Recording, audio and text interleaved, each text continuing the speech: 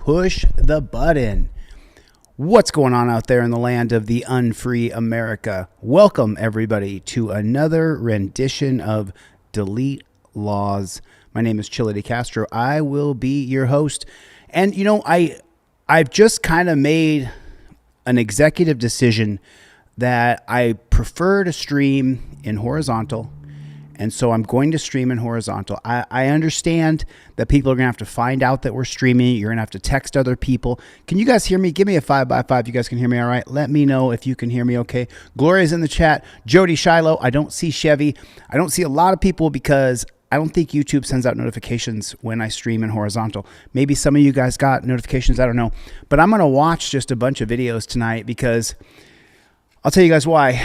Because right now I have a new trifold. We have a new trifold coming out. And so what I'm doing right now is I've been building up and building up and building up and building up. And the new trifold is now made out of acrylic. It's now made out of acrylic. So the trifold now, I've changed it around a little bit, and I don't want to get too far into the weeds in this. These are just the samples, but this is your new insert for your car, and this is now made out of acrylic. So you can do whatever you want to it.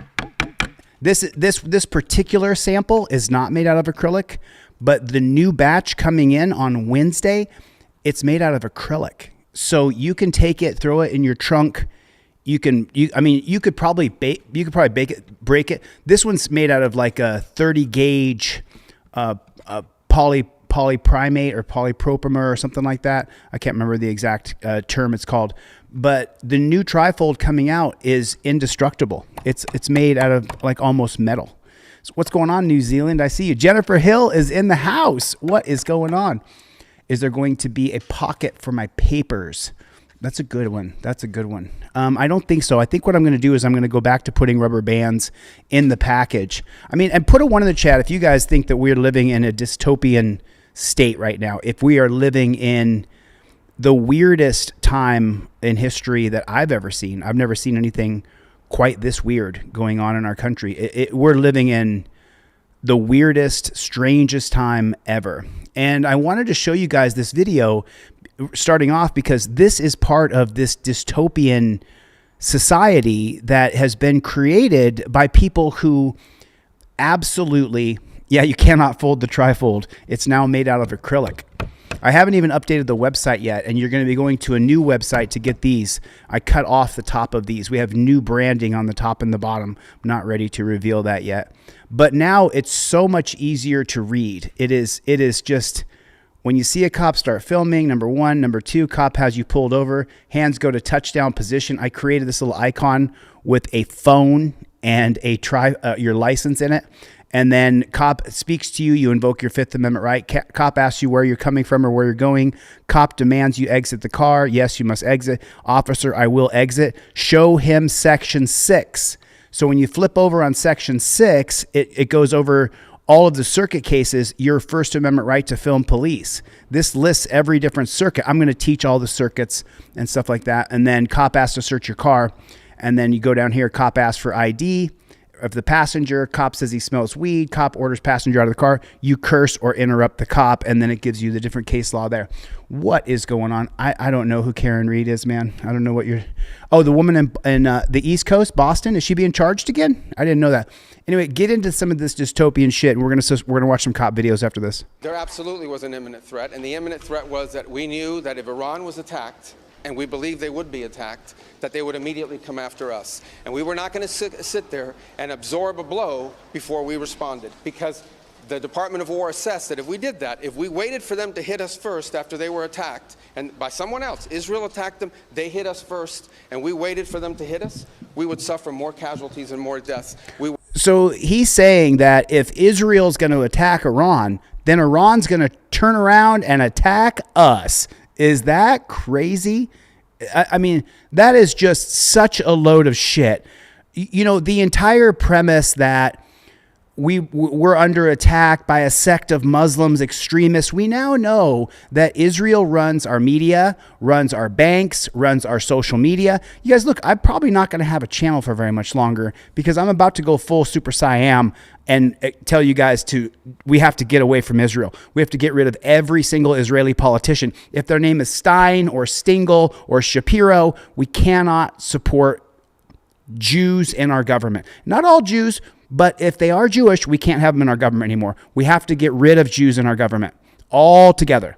And this guy's trying to say, you know, they fed us this lie that there's this sect of Muslims extremists who want to attack us. And then when you think about that, you go, well, who taught us that? It was the mainstream media. Who owns and runs the mainstream media? The Israeli lobby does. We went proactively in a defensive way to prevent them from inflicting higher damage. Had we not done so, such a lie. There would have been hearings on Capitol Hill about such how we knew that this was going to happen and we didn't act preemptively to prevent more casualties and more loss of life. He's lying. They had to evaluate the threats to the U.S., to our troops, to our installations, to our assets in the region and beyond, and they determined, because of the exquisite intelligence that we had, that if Israel fired upon Iran and took action against Iran to take out the missiles, then they would have immediately retaliated against U.S. personnel and assets. We have such a lie. Troops in harm's way, and we have many Americans in the region, and that was of great concern. If we had waited for all of those eventualities to take place, the consequences of inaction on our part could have been devastating. We don't know at what magnitude, but you can assume, because it is common sense, that if Iran had begun to fire all of their missile arsenal, short and mid-range missiles, at our personnel and our assets and our... He's lying. He's absolutely lying. He's misleading you. He's AIPAC funded. He's funded by the Israeli lobby. We are owned by Israel, and we have to break away. And, you know, they're going to delete my channels. All my channels are going to be deleted. I accept this. I'm going to have you good people post my videos, and I'm going to go all around this country because we have this new trifold out and we have a new system of bailing people out of jail. And I'm going to be on tour in the next 2 or 3 months, and they're going to delete my channels. And when they delete my channels, I need you to post my videos. Our installations, we would have suffered staggering losses. I mean, they can't Willie, be serious. I recognize that look in their eyes. That was a look that I would have. It's such a I was lie. in college, and it is my such a professor was lie. asking me my take on the Odyssey, and I said, it's such a lie. Exquisite writing, and then I would ramble. Those were two of the stupidest answers I've ever heard in my life. I'm embarrassed. Marco Rubio just said of Israel that they were the preeminent threat. The preeminent threat was Israel attacking Iran. So we had to attack Iran. Hey, sir, why did you walk into the bar and punch the bartender in the face? Because my friend was about to do that, so I had to punch him because I knew after my friend punched him, he was gonna... This makes no sense. Anyway, it certainly makes no sense geopolitically. Yo, King Braveheart's here. If this is, I can't imagine justifications for the war being stupid. They were doing much better. Happy belated birthday to King Braveheart. Good to see you. Everybody say hello to King Braveheart. BS Unleashed is in the chat. Tennessee, I see you. What's going on, Playboy? They're just saying they're the epicenter of terror since 1979. They had to be taken out. It's such a lie. This is getting insane now. Yeah. Oh, yeah. It's past insane. I'm Vic Myers. Welcome to the Resistance. Have you heard the latest Orwellian justification for Trump's illegal war? The one that started with a missile hitting a school full of little girls? Yeah. So just so you guys know, our country or Israel, I don't know all of the military intelligence anymore because I'm so far removed from my cousins who all joined special forces when we were 18, 19, 20. But from what I understand, you go into countries like Iran, you put a ground force in there, they go to a target, they do what's called painting the target, where they put sensors around the target. I don't know any of this. There's going to be some veteran who's going to chime in and say, you don't know what the fuck you're talking about. And that's okay. I'm just telling you what I think I know. And so what happens is the intelligence of which target to bomb comes from guys on the ground. This is what I was told by my cousin who's special forces. So what Vic Meyer here is saying is that we bombed a school, And if you guys don't know the channel, I can't reach all the way over there. It's From Orwell to AIPAC, and this is Resistor Vic, 134,000 subscribers, and he's laying out the problems that we're facing by being owned by Israel. One that continues with more schools and hospitals being hit, a la Netanyahu. Trump took to Twitter to tell us what the new party line is, and his stooges in the White House and in Congress are hitting the airwaves to propagate it. Yep, absolutely correct. He's telling us that we had to do this. Yep. We had to do this because Iran has been attacking Americans for 47 years. That's not true at all. 47. Imagine that. We bomb everybody. He reportedly cut down the training time of new ICE agents to 47 days. He's the 47th president. And he says that Iran has killed over 2,000 Americans. I actually heard one of his lackeys preview the 2,000 number yesterday. Why 47 and 2,000? Because he expects Americans to get on board and start supporting this war.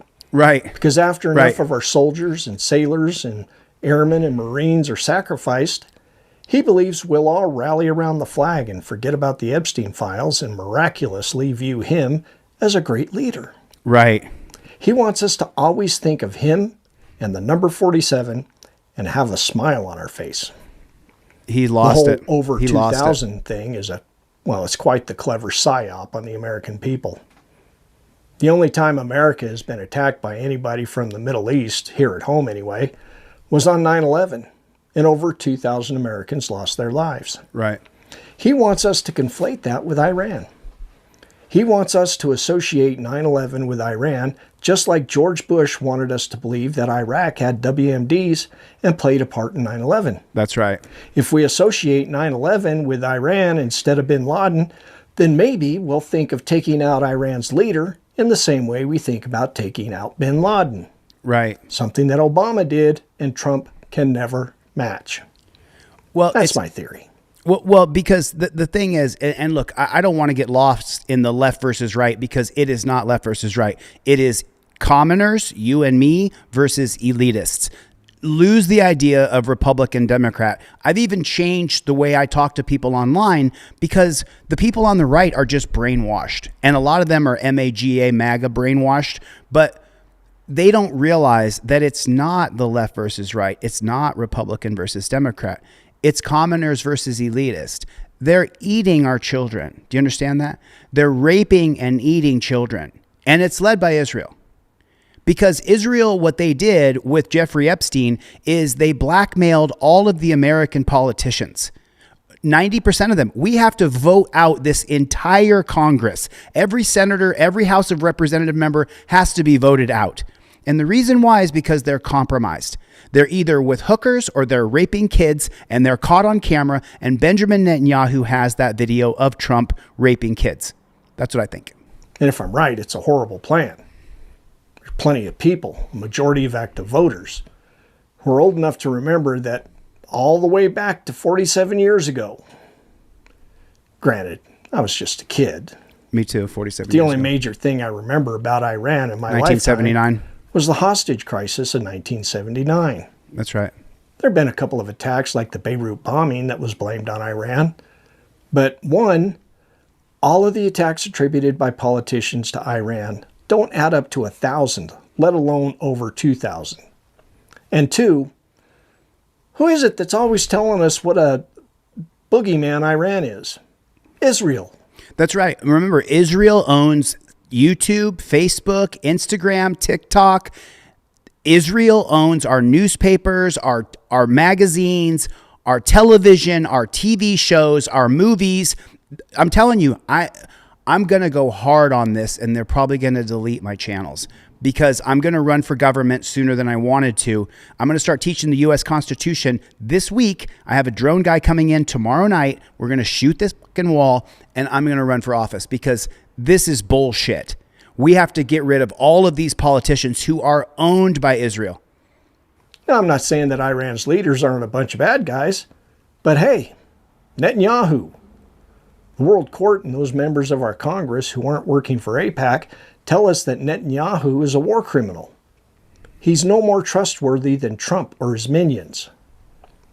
And speaking of AIPAC, this illegal war is putting a great big spotlight on which members of Congress are more loyal to AIPAC than they are to our own Constitution. There is an AIPAC tracker. It's on X, it's on Instagram, it's on Facebook.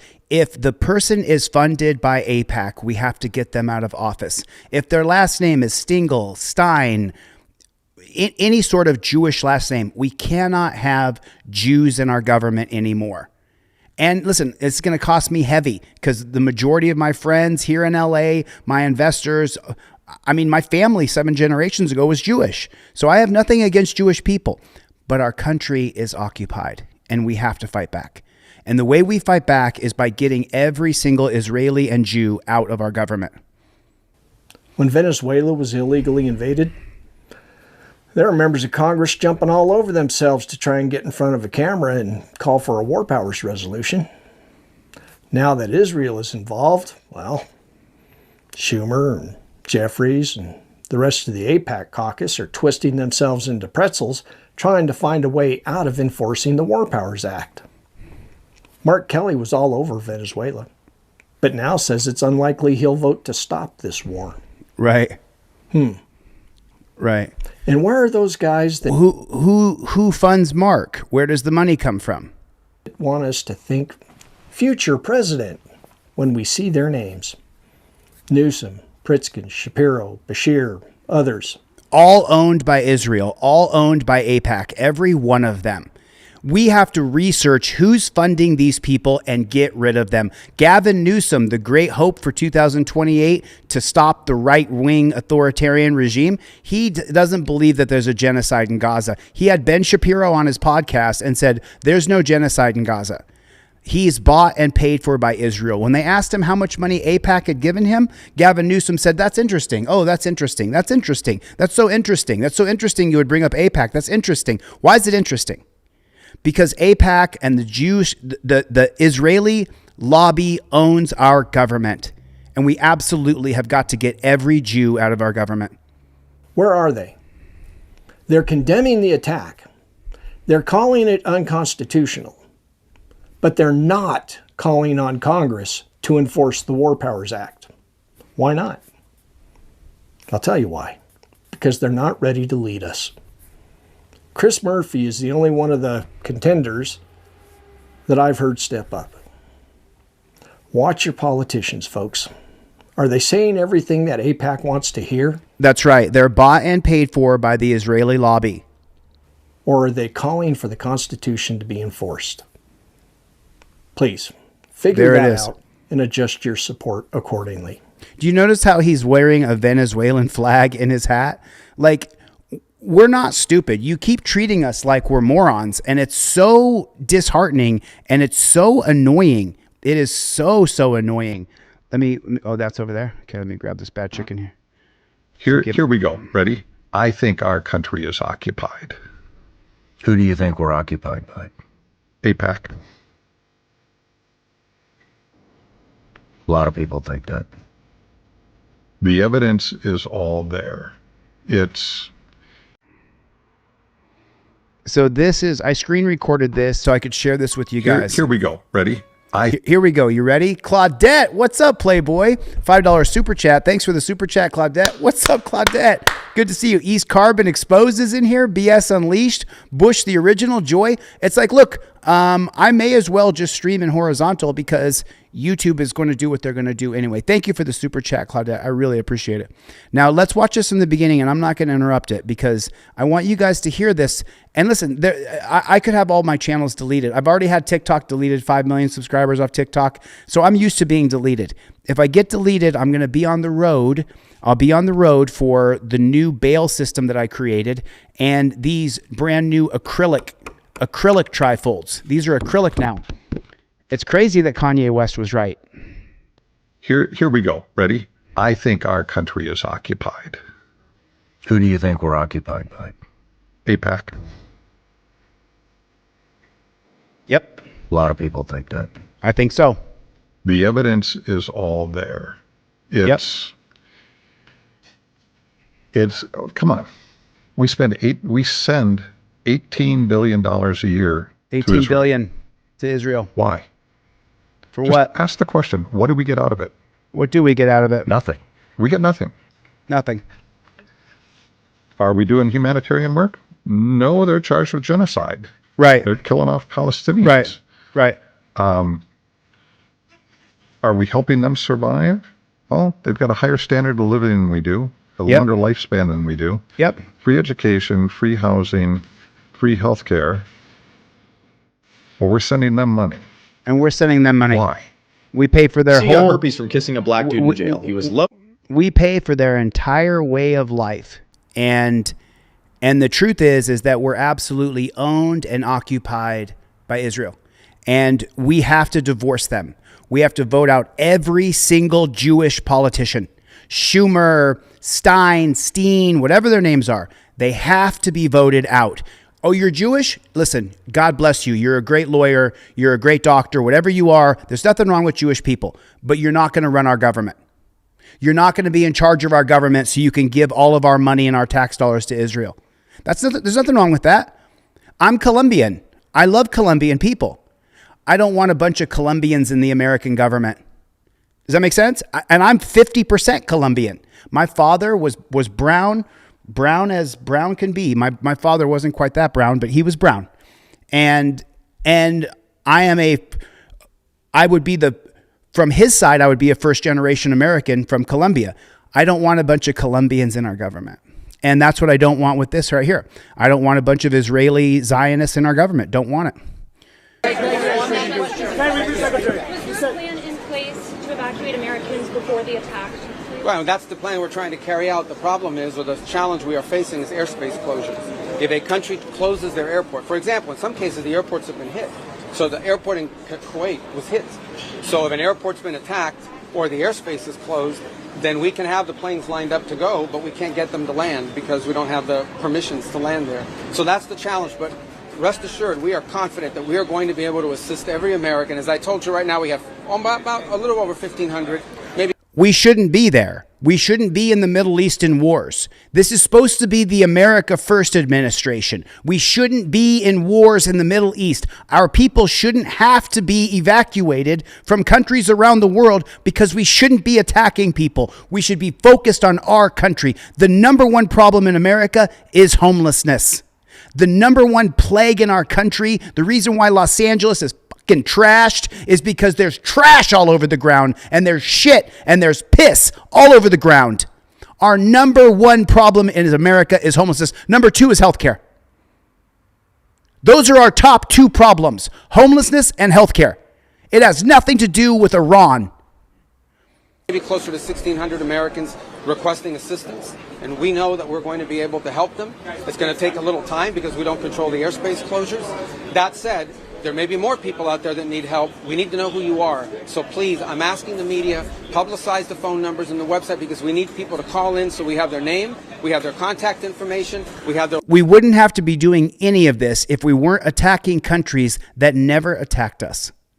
Location and their request. So as these opportunities begin to open up, we can act very quickly to reach them and get them out of harm's way. I want to just clarify what you said. Because you said... There's nothing to clarify. Well, but you said I would give them... No, but you have to read... If you're going to read the whole statement. But your quote is about, we knew that there was going to be an Israeli action. We knew that would precipitate an attack. Yeah, no, I understand. But listen, all right, but let me understand. And that's what... Yeah, but I had a very specific question from that gentleman, right? The president said... Hold on one second. I asked the Air Force Israelis. Okay, but let me answer because this is my press conference. Okay. You asked me. I was asked a very specific question. This is my press conference, he said. No, you're answering to the people. So you guys can misrepresent it, but I was asked a very specific question yesterday. The bottom line is this. The president determined we were not going to get hit first. It's that simple, guys. We are not going to put Americans' troops in harm's way. You exactly are putting American troops in harm's way. He said, we were not going to get hit first, guys. We wouldn't be getting hit at all if we weren't there. We don't belong there. Our guys don't belong there. Our interest is not there. We can't control the Straits of Hormuz. That is Iranian land right there. They completely surround it. And there's 100 million people. You're going to kill them all? I shouldn't even say that out loud. You tell the president of the United States that if we don't go first, we're going to have more people killed and more people injured. It is such a lie. If we don't attack people, we're going to have more people killed and injured. The president's going to go first. That's what he did. That's what the president will always do. He will always put the safety and security of our men and women in uniform and of all Americans before anything else. He's always going to do that, and that's what he did here. In addition to that, I would argue that this threat from Iran, they are hiding behind these missiles and hiding behind these drones. It is such a lie. Remember, in the 90s, I graduated high school in 1992. Weapons of mass destruction. Put it in the chat for me. Weapons of mass destruction. Weapons of mass destruction. It was sold to us. I was 17, 18 years old, and they sold us weapons of mass destruction. Thanks for the super chat. Oh, wow. Is that right? Nobody's said, I was going to see you at the courthouse, but I got spooked by cops wanting ID. My probation was literally ending that day, and I was out of state. Oh, man, I'm sorry, nobodies. You should have texted me or called me, and I would have got back to you, dude. Mikey B is in the chat. To reach a point where you always go injured. I just want to listen to this line of bullshit right here. This line of absolute bullshit by this absolute puppet. And then we're going to attack Cuba next. The president's going to go first. That's what he did. That's what the president's going to go first. No, right. The president will always do. He will always put the safety and security of our men and women in uniform and of all Americans before anything else. He's always going to do that, and that's what he did here. He puts your kid and your daughter in harm's way, and he's saying he puts American kids first. What a lie. In addition to that, I would argue that this threat from Iran, Tom they Shaw, are hiding behind these missiles and hiding behind lies. These drones. They're hiding behind their ballistic missiles and their drones. You mean on their own border, on their own beaches, in their own cities, in their own towns? They're hiding behind their drones and missiles, and we are attacking them? They're just trying to live their life, and we're attacking them, and then you're saying they're hiding behind their drones and their missiles? We are attacking a country that has not threatened us or attacked us. To reach a point where you couldn't touch them, and then they could do whatever the hell they wanted with their nuclear program. And there was no way in the world that this terroristic regime was going to get nuclear weapons, not under... Oh, really? I'm 51 years old. Iran has not threatened anybody my entire life. You know who has? Israel. You know who has? America. This terroristic regime, are you talking about us or are you talking about Israel? Because the only countries attacking people are Israel and the United States. We are the bad guys, and I don't want to be the bad guy. I don't want to be the bad guy. I absolutely love Persian people. I have no problem with Persian people. And this whole idea that there's a sect of Muslims extremists that want to kill us all was sold to you by the New York Times, by People Magazine, by NBC, by ABC, by CNN, by Fox News. You were lied to when you were 19, 18, 17 years old, and you were told that there's a sect of Muslim extremists that want to kill us all. Put a 1 in the chat if that's a fucking lie. That is a lie sold to us by our Israeli-owned media. That's a lie. Donald Trump's watch. So the U.S. attack. It's a lie.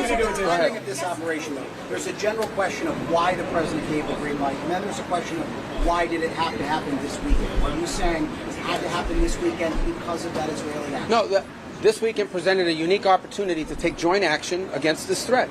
And I'm just against what threat? Iran never threatened us. Iran didn't threaten Israel. We wanted this to have maximum success. We want this operation. Chevy! Everybody, Chevy's in the chat. Put it in there 3 times. Chevy, Chevy, Chevy. Put it in the chat. What's up, Chevster? Its objectives. I'll repeat the objectives. The president laid them out yesterday. Iran cannot have a nuclear weapon.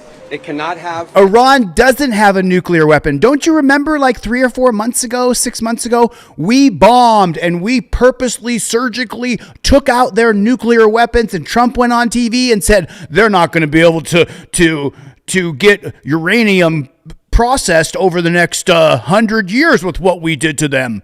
Remember that? You guys remember Trump making that big press conference saying how we took out their nuclear capacity? But now their nuclear capacity is back. How'd that happen? They rebuilt their nuclear capacity in 2 months. And success. We want this operation to be successful at achieving its objectives.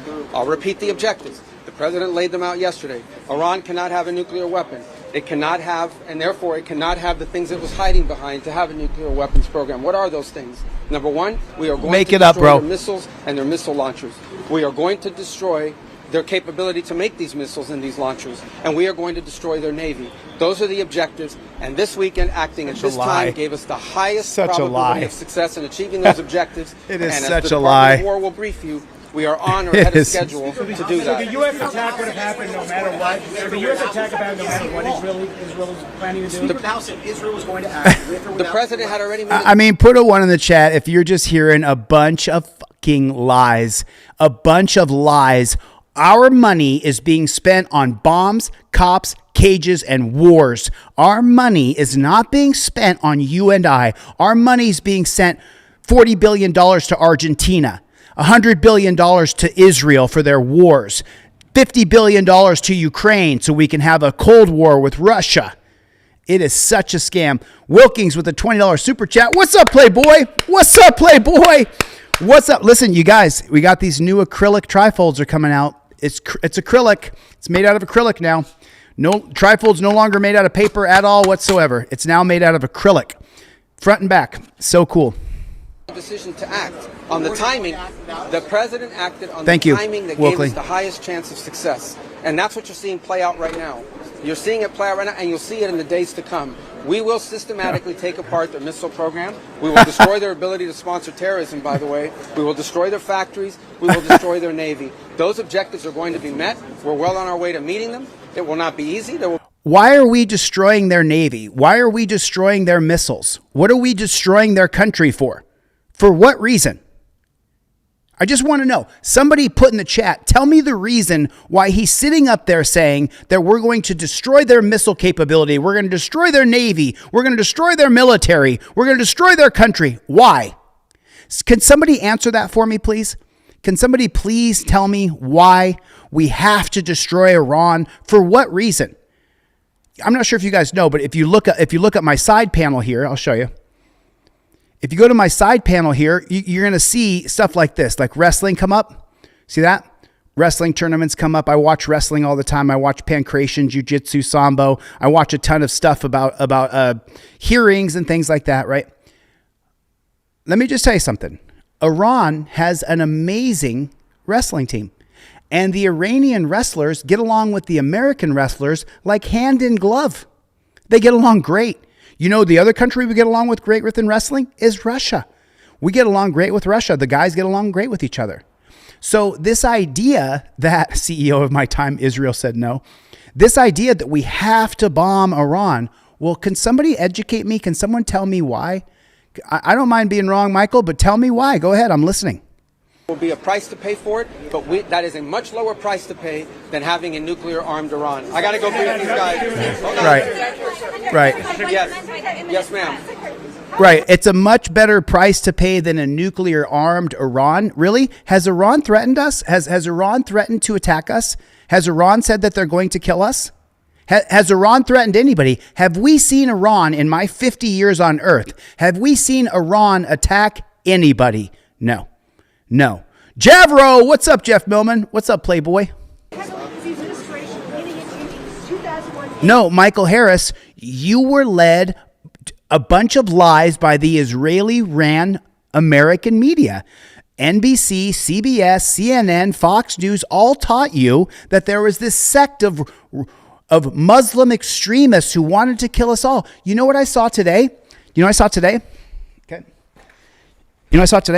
I saw today a video of a recording of the 9/11 hijackers, and one of the hijackers on the plane has an Israeli accent. That's what I saw today. What now? Well, that's not our notification to Congress. Our notification, listen, let me explain to you guys this in simple English, okay? Now, let me give you simple English.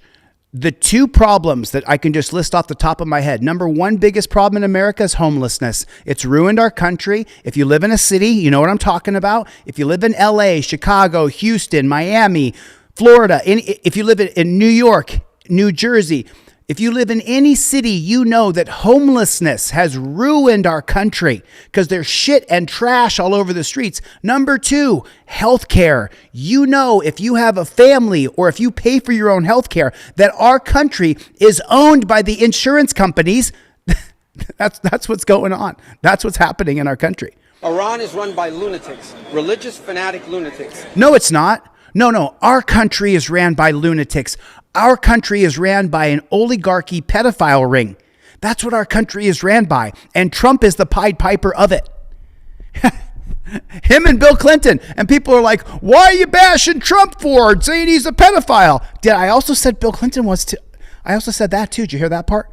Do y'all hear me say that? Fry every single last one of them. Every single pedophile, castrate them. But Rubio here with Howard Lutnick, they're all thick as thieves. They have an ambition to have nuclear weapons. They intend to develop those nuclear weapons. They do not. Behind a program of missiles and drones and terrorism. He's that lying. The world will not be able to touch them for fear of those things. He's lying. This is the weakest lying. they've ever been. Now is the time to go after them. He's the lying. president made the decision to go after them, take away their missiles, take away their navy, take away their drones, take away their ability to make those things. Exactly right, Mikey B. Take away their ability to defend themselves completely so that Israel can just walk over the top of them, because Israel couldn't fight Iran without our help. So that they can never have a nuclear weapon. That's why the president made this decision. It was the right decision, and the world will be a safer place when these radical clerics no longer have access. You mean when the radical Christian nationalists are out of our government? Listen, I was raised Catholic. I got nothing against Christians. I was an altar boy growing up. I got nothing against Christians, nothing against Catholics. God bless you. I'll go to your church and pray with you. If you pray at the table, I was an altar boy. I'll even lead grace. I have no problem with your religion. I have a problem with Pete Hegseth telling our boys that this is Armageddon. We're going to fight for the end times now. The next coming of Christ is coming back. We have to go kill Israel. We have to go kill Iran. And that's what's happening. That's what's happening in our country. To these weapons. You see how they're using them now. Imagine how they would use them a year from now if they had more of these. All right, I got time for one more. He's such a liar. This guy's such a fraud. He's such a fraud. Remember, this guy called out Trump for being the piece of shit that he is, but as soon as he could get a power position, I'll work with him. I'll work with him. Yeah, go ahead. Yesterday, several Democrats criticized what you said. Yeah, of course they criticize. The question is, several Democrats criticize. They're going to always criticize. We've been doing this for years, guys. They come out. I'll tell you right now, they're going to come out after the briefing and say, we didn't hear anything. We have more questions than answers. You mark my words. But we still do these briefings. Go ahead. Such a scumbag. On the timeline, they said that Israel is dictating the timeline for the United States. No, the president. As you know, several people on the right have also agreed with that. How would you respond to well, that? The United States made a decision. Under the President of the United States made a decision. This is intolerable. Iran cannot have these missiles, cannot have these drones. Hold on a minute. I thought it was about liberating the Iranian people. Can someone correct me if I'm wrong here? This was about liberating the Iranian people and getting rid of that horrible regime. But now it's about their missiles. Now we have to take out their missiles. I thought we did that 2 months ago. Cannot threaten the world. The president cannot threaten the world. The biggest threat to the world is us and Israel. What are you talking about? Well, what are you talking about? The United States made a decision. Under the President of the United States made a decision. This is intolerable. Iran cannot. This is intolerable. You're right. Have these missiles, cannot have these drones, cannot threaten the world. The president said, we are the only threats to the world. We are the threat. Israel is the threat. Sorry. This is the weakest they've ever been. If we don't hit them now, a year from now, a year and a half from now, no one will be able to touch them, and they'll be able to do whatever they want. What a bunch of shit. So you're telling me with our military that's 10 times bigger than Iran's, our nuclear arsenal that's 1,000,000 times bigger than Iran, in a year they're going to be untouchable. We can't take them on. So stupid, dude. And he made a decision to go. And he made a decision to go in a joint operation because it gave us the highest chance of success. And he made the decision to go first. No, he did not make the decision. Benjamin Netanyahu made the decision. Put a 1 in the chat if Benjamin Netanyahu made that decision. What about the submarine that we sank? They were on a training mission. Oh, yeah, Dan Hanlon. It wasn't a submarine. I hope we're talking about the same thing, Dan. Thanks for the super chat, Dan. But it was about the it was about an Iranian warship that was doing exercises with India, the United States, and another country. And so they all got together. Right? And Then all of a sudden at the last minute, America said, no, we're not going to do the drill. So the Iranians went and did the drill, got off their boat, ran around on the land with the other countries. They got back on their boat, and then we bombed them. We bombed their boat. We shot them with a torpedo from a submarine, I'm pretty sure. Because he concluded that we were not going to get hit first. We were not going to absorb a blow from them. We were going to go first. He was not going to run the risk that they could attack us before we could hit them, because in addition to costing lives, it would undermine the effectiveness of our operation. I mean, does he think that we're fucking stupid? Iran was not going to attack us. He's treating us like we are stupid. He wants us to believe that Iran was going to attack us. This is some bullshit. This is some 1984 Orwellian bullshit. Decision to go, and he made a decision to go in a joint. Netanyahu made the decision. Operation because it gave us the highest chance of success, and he made the decision to go first because he concluded that we were not going to get hit first. We were not going to absorb a blow from them. We were going to. We did absorb a blow from them. They bombed our biggest military base in the Middle East, and now they say there's only 6 soldiers die.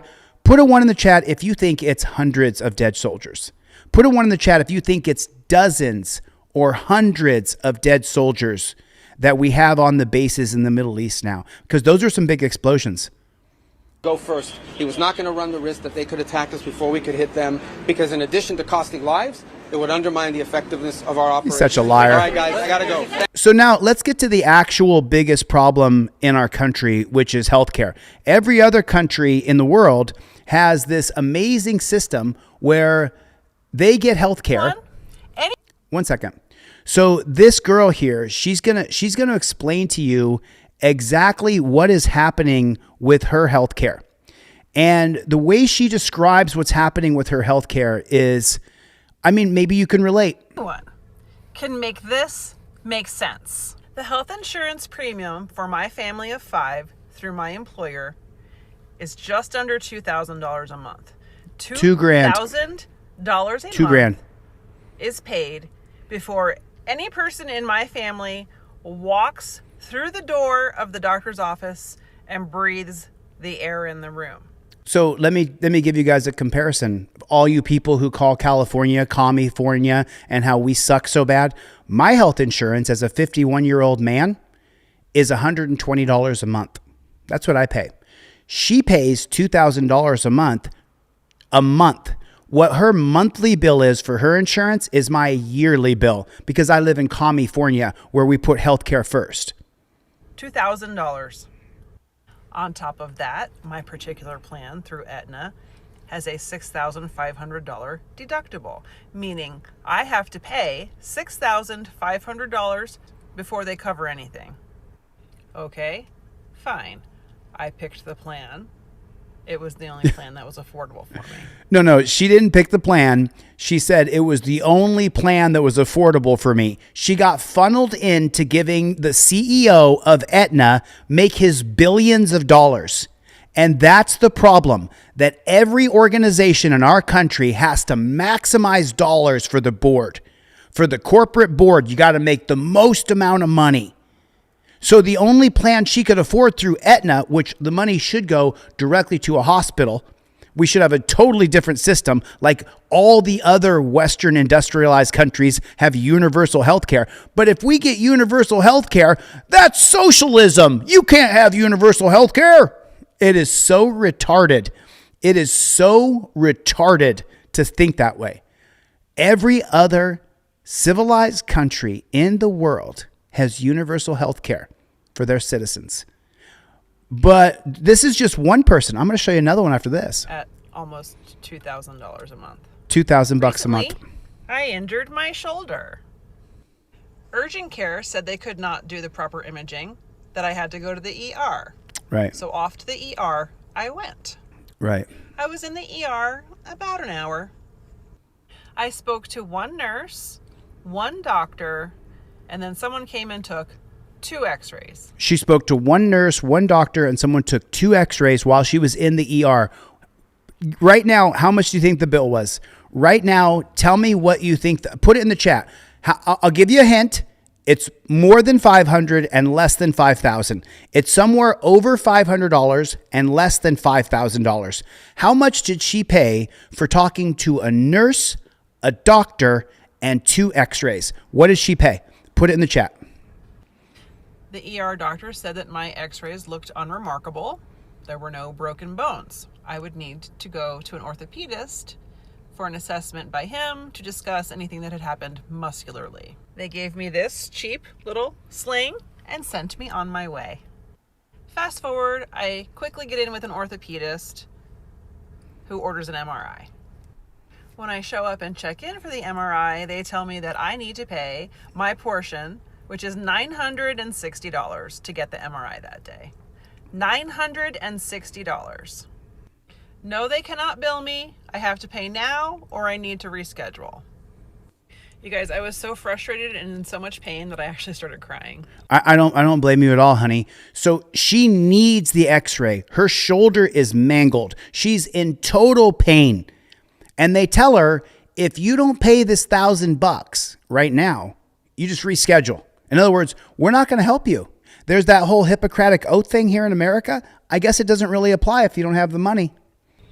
Oh, and if you're middle class and you can afford a chain, you can wear a necklace and you can afford some makeup. If you're just basically a middle class person, if you don't have that $1,000, fuck you, go home. Reschedule when you got the money. But I thought there was the Hippocratic oath. I'm so confused. I gave the lady a credit card and then I turned around and said, out of curiosity, how much would this have cost me if I hadn't run it through insurance? Do you know what her answer was? About $400. $400. So if I don't have insurance, it's $400. But if I do have insurance, it's $960. $960. And if she didn't have the money, they kicked her out. That make sense. Then my ER bill showed up yesterday. They would like $1,760 for my 1-hour visit. There it is. It's $1,760. That's what it costs for her to talk to one nurse, one doctor, and get 2 x-rays. $1,750. And by the way, oh, did you read that comment right here? Healthcare is almost free in Thailand, and it's very good. It's possible if a government wants it. But healthcare is a business in the USA. You nailed it. You nailed it, Kipto. $965 of that total was for 2 x-rays. So I called the billing department and I asked again, what would this have cost me if it was self-pay, if I didn't have insurance? Right. She said about $1,200. $1,200. So again, it's more if you have insurance. Without insurance, $1,200. Mm-hmm. With insurance, $1,760. And remember what I said in the beginning? I am already paying $2,000 a month just to have insurance. MRI results came back. I actually do have a bone fracture, so the ER missed that. You really just can't make this shit up. Why does having medical insurance make healthcare more expensive? I would love to hear your answers. Why does having health insurance make your health care more expensive? And I think it's because our friend from Thailand who put it in the comment section, it's because it's a business and they're trying to make the most amount of money they can off of you if you get hurt. And our government is doing nothing to fix it. Obamacare, it was a giant boon for the insurance companies. Obama made a deal with the insurance companies. You understand that, right? And he passed a mandate, just like auto insurance. You know, when you drive down the road, you have to have auto insurance. Put a 1 in the chat if you understand that. When you drive down the road, you have to have auto insurance. It's mandatory. They created a computer system, the NCIC, inside of the cop's car that can look up and see if you have auto insurance. They made it mandatory to drive a car. If you don't have auto insurance, they pull you over. They check to see if you have auto insurance. If you don't, they take the car away. So if you hit somebody else, you're not going to have to pay for that out of pocket. They tried to do the same thing with healthcare. That's what Obamacare was. They tried to make it where you had an individual mandate where every single person in America had to put in $100 toward an insurance company. What a fucking nightmare. What a nightmare. What this did is it made the health insurance companies billions and billions of dollars. As soon as the midterms came and Obama lost the House and the Senate, they then ended the individual mandate so that you didn't have to pay in every month for your insurance, for your health insurance. And so ever since the individual mandate has been taken away, Obamacare, or the Affordable Health Care Act, has been pretty broken, and premiums have been climbing up and up and up, because when there's only 100,000 people putting money in, then your premiums are going to go up. If there's 1 million people putting money in, then the premiums should stay pretty static. That's just a little microcosm of what's happened. So now this is one woman who told us her problems with the healthcare industry. But now listen to this guy. And these are the problems that we're actually facing, not Iran and not Venezuela and not Argentina and not Mexico and not drug cartels, narco-terrorism. Such a scam, dude. Our country is such a scam. This gentleman here, he has the same. Is an absolute sham. I don't know how I'm paying $1,500 a month for health insurance, but the health insurance industry is an absolute sham. I don't know how I'm paying $1,500 a month for health insurance, but every single person in my policy has a $6,000 copay, which means I've been going to the doctor all year. So he has $1,500 a month, and then he has to pay a $6,000 copay. So essentially, if you break your wrist or your thumb or your nose, or if you have something, a ligament tear, you're pretty much going to have to cover that yourself. So you're paying $1,500 a month for the privilege of paying for the medical costs anyway, which are going to be higher because you have health insurance. So when you go to the hospital, you're going to say, here's my health insurance card. They're going to charge you more money because you have health insurance.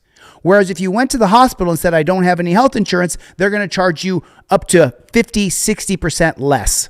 We just heard from the blonde woman. Year, I thought my copays went towards our premiums and the amount that we had to pay to get coverage. However, it doesn't. My wife just had a serious event. She had to go to the hospital. She had to have life-saving surgery. And we got a bill in the mail from the hospital for over $3,000 for this procedure. And I'm thinking back, like, I'm paying $1,500 a month for this health insurance. I've personally paid thousands of dollars over the course of this year in copays for myself and stuff that I had to go to the doctors for. So I'm sitting here thinking, like, I'm going to spend $1,500 a month for the next 12 months. What is that? Like 18 grand. And then I have to spend $6,000 a person just to get them to cover things. So you're looking at, we have 5 people in our family. If all of us have to go to the hospital, that's $30,000 in copays that we have to pay on top of the $18,000 in monthly charges to actually get coverage. So that's $48,000 that they have to pay every year to have health insurance if they all use the $6,000 deductible. So if one of his kids falls down and breaks his leg, the $1,500 a month he pays, that only covers for the privilege to have the health insurance card. Now there's a $6,000 copay. So if his kid breaks his leg, this guy's paying for the whole thing. What's the point in having the health insurance? Father of 3, I'm strongly considering canceling our health insurance policy, which feels very irresponsible and wrong, but I can't remember the last time I spent over $48,000 in a year in health costs between copays and health insurance and all of this stuff. If I just pay cash, I'm never going to pay anywhere near that amount. For instance, the surgery my wife just had, if we paid cash on that surgery and we didn't have insurance, it would have ran us about $1,200. But because we had insurance and the insurance wasn't going to cover it, we have to pay what the insurance was going to pay, which is over $3,000. Are other families seeing the same thing? Maybe I'm just being unreasonable and crashing out here, but it just doesn't make sense to me. No. Please drop a comment. I mean, put a 1 in the chat if you understand what this guy's going through. Put a 1 in the chat if you understand that your health insurance. Listen, the biggest problems in our country are not Iran, and it's not giving money to Argentina. Our biggest problems in this country are homelessness, healthcare. What else? What else you got? Homelessness, healthcare, and housing. Those 3. It's the 3 big H's. Homelessness, healthcare, and housing. Because The super elites call houses assets. And so when they get a bunch of money, they buy more assets. And then they sit on those assets and they rent them back to you for a premium. So you can't afford to buy the house because you can't outbid me if I'm a millionaire. I'm a multimillionaire and Chevy wants to buy a house. And so what I do is I outbid him on the house and then I rent him back the house. So he never owns it. It is just I'm tired of it. I'm sick of it. Probably going to lose my channel because I'm going to speak up about it. No traffic stop. Okay, so this video right here, I saw this come up the other day, and this said Cambridge Police Department recruitment video from 2019. And I was like, you know what? I think this video might be interesting. So I have not watched this whole thing, but I thought I would watch a couple minutes of it with you. Stop is never routine. So the recruitment video and it just so happens that it opened up somewhere in the middle of the video. Mikey B, Les Paul, good to see you. Russell Scarborough, how you doing? Joy, I'm glad to see you. Thanks for coming out. Danelle Brown, good to see you. Patty Taylor, I'm going to be 43, turning 44 in a couple months. I'm diabetic. I have heart problems, diabetic neuropathy in my feet, and I recently had all my toes amputated on my right foot, and now I have no health insurance. Holy shit. Holy shit, Pat Taylor. Is it Pat Taylor? That's what it is. Pat Taylor, 3549. Did you guys read that? So, Pat, I have a lot of empathy for you. I come from a diabetic family. I should have been type 1 diabetes. For some reason, I wasn't born with type 1 diabetes, even though so many people in my family have it. And then a ton of my family members have type 2 diabetes, which is where I'm always talking about diet and exercise, because I'm always dieting. You can see in my face when I get a little fat and then I get about 20, 30 pounds fat, then I lose it again, but it's all sugar based. Pat Taylor, I'm so sorry to hear about your toes. Javo, what's going on? Also need to be aware of this. So this is a recruitment video. If you want to be a cop for Cambridge, Massachusetts, here's your video. So you're interested in being... Yeah, I know, Gene. I'm sorry for saying Jew, because I am of Jewish descent. So I am of Jewish descent myself. I have nothing against Jewish people. Israeli Zionists is what I should have said. And thank you for correcting me on that, because I don't ever want to loop all the Jews together. But if you are Jewish, I don't want you in our government anymore. If your last name is Stein or Stingle or Epstein especially, I don't want you to be a politician for us anymore, because you'll do the bidding for Israel. Not you, but I'm just saying. We have to get rid of all Israelis, all Jewish people. We have to get out of our government.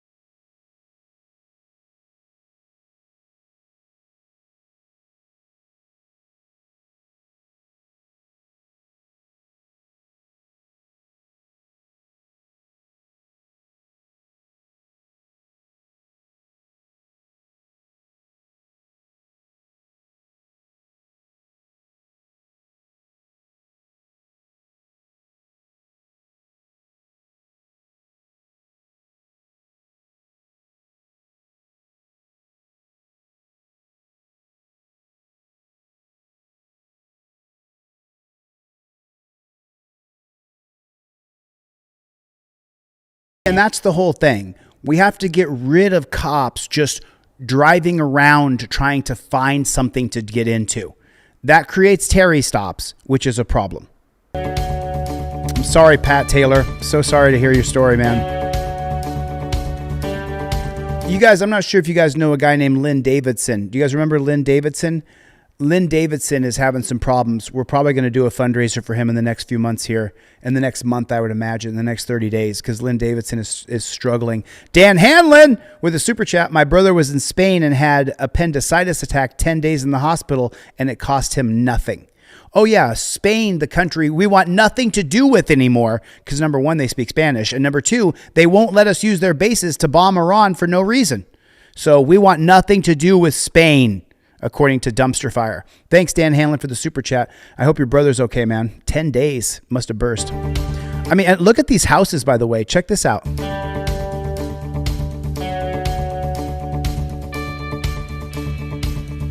When I was in the East Coast in 2023, this was something I had to get used to seeing.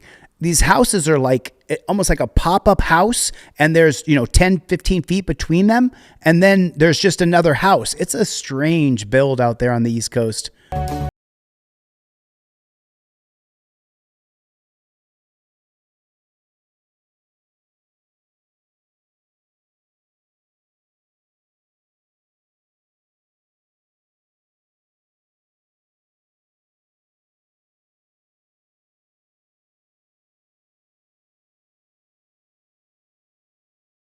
It shows cops running and doing sit-ups. Or the PT test.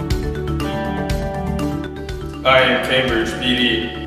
Cambridge C78. I am Cambridge PD. No. You are a DEI hire. You are a DEI hire. Cambridge PD. Cambridge. And let me be honest. She's not a DEI hire. I think women, and you guys know I promote women's sports. I love women's sports. I watch a ton of women's wrestling. Matter of fact, the NCAA tournament was this weekend. If you haven't seen the wrestle-offs of the NCAA women wrestling, it is fantastic. Best season I've ever seen so far. But this woman right here sitting in this chair doing this job, there's absolutely nothing wrong with this. She should be able to be a police officer in the office, where she should not be a police officer, where she's, a little bit overweight, which is fine. But she shouldn't be on the street trying to take on a man, because number one, she's not physically fit to take on anybody. She can't even take on herself, let alone take on a man.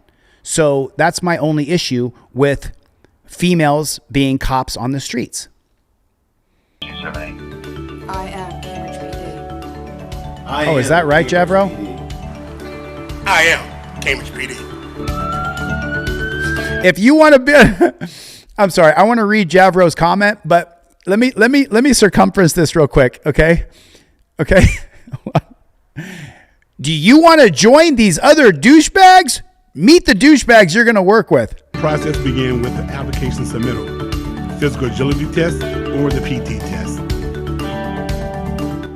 I am Cambridge I'm a douchebag. PD. Cambridge C78. I'm a douchebag. I am Cambridge PD. And I'm a douchebag. I am Cambridge PD. I don't know. I shouldn't judge these people based on looking at them, because I know that there are some good police officers. It's just they're hard to find. Let me read Javro's comment right here. Javro said, I have congestive heart failure, coronary disease, history of heart attack, type 2 diabetes, chronic back pain, diabetic neuropathy, asthma, and panic attack disorder, but thankfully I have my toes. Wow, Javro. 5 memberships from Danelle Brown. What's up, Danelle? Giving out memberships. Thanks, Danelle. Are you a member of this channel? Did you hit the subscribe button? We're not going to have huge rooms because I'm going to stream in horizontal, and it doesn't send out notifications. And Javro with a $20 super chat. Thanks, Javro. Man, I hope you're okay, buddy. And I'm not going to try to judge this book by the cover, but whatever. I am Cambridge. I am Cambridge PD. PD. I'd rather chew Patrol glass. Division is referred to as the backbone of the department. Patrol receive most initial calls for service, burglaries, robberies, or an unwanted subject. Our dispatchers are trained professionals this is 2019. I'll bet you that when they showed the screens now, the monitors, let me show you Patrol this. receive most initial calls. Now they're tracking us. Now, 2026, your boy, Trump, the Pied Piper for pedophiles. He brought in Elon Musk. Elon Musk brought in Palantir to centralize all of our data. And now they have a massive surveillance network all through America. Service. Danelle Brown with the $20 super chat. Team DLZ. You guys do me a favor. Put it in the chat. Team DLZ. Team DLZ. Burglaries, robberies, or an unwanted all of those are now tracking computers, tracking our cars. subject. Our dispatchers are trained professionals. That is the lifeline between the public. Yeah, I can't wait to work in there, with the shitty carpet and the disgusting room. And what does the whiteboard say there? I wonder if I can zoom in. What does it say? It says night off, free to go home. Like, That's what they care the most about, is them going home. That's what they care most about. It's not protect and serve. It's whatever it takes for you to go home safe at the end of your shift. Thank you, Danelle Brown, for the super chat. What's up, Playboy? What is up, Playboy? And the police officers. Every shift began with roll call. The passing on the information from the... Yeah. You too can go behind someone's car, then turn the lights on. Then you can come up to their car with dark sunglasses on and put your hand on your gun. You too can terrorize people. Just join the Cambridge Police Department. Look at these two officers terrorizing people. Don't you want to be a part of this? Sign up right now. And you're going to make over $100,000 a year, and you're a fucking moron. You're never going to get a job making over $100,000 a year. But if you toe the thin blue line, you're willing to terrorize people, you have no problem saying that torture cuffs aren't supposed to be comfortable. If you have no problem dragging people down to a dungeon, forcing them to strip search, and then dropping them off and saying, I don't have anything to do with the jail, you're a perfect candidate for us. Come sign up. Look at this. You get to treat people like this. You get to go up behind their car and keep your hand on your gun and be like this. Hey, don't move. Don't move. Your windows are tinted too dark. I guess I got to take you to jail.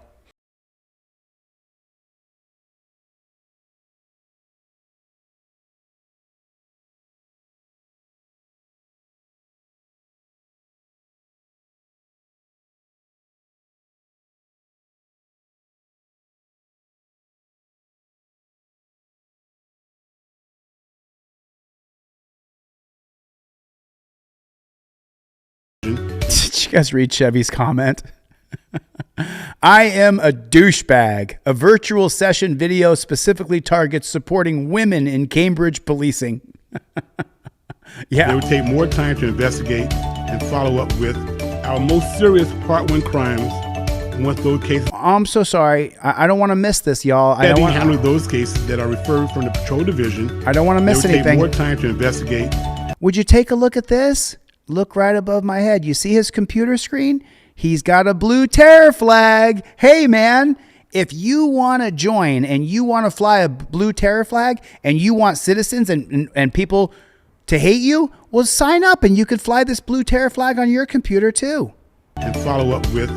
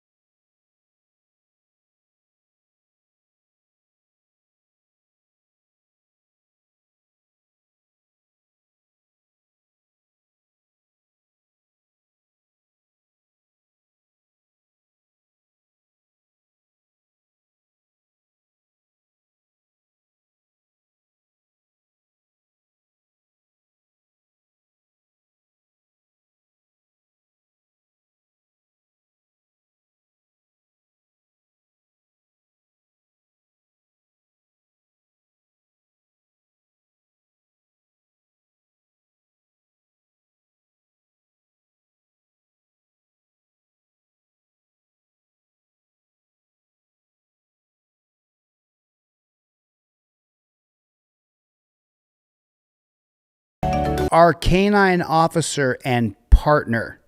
You're not my partner. What's up, John Lund? Good to see you, buddy. To assist officers and allied agencies for tracking, finding a lost child, finding a lost adult, and drug interdiction. Here comes the dog to attack you. And many other tasks throughout the ship.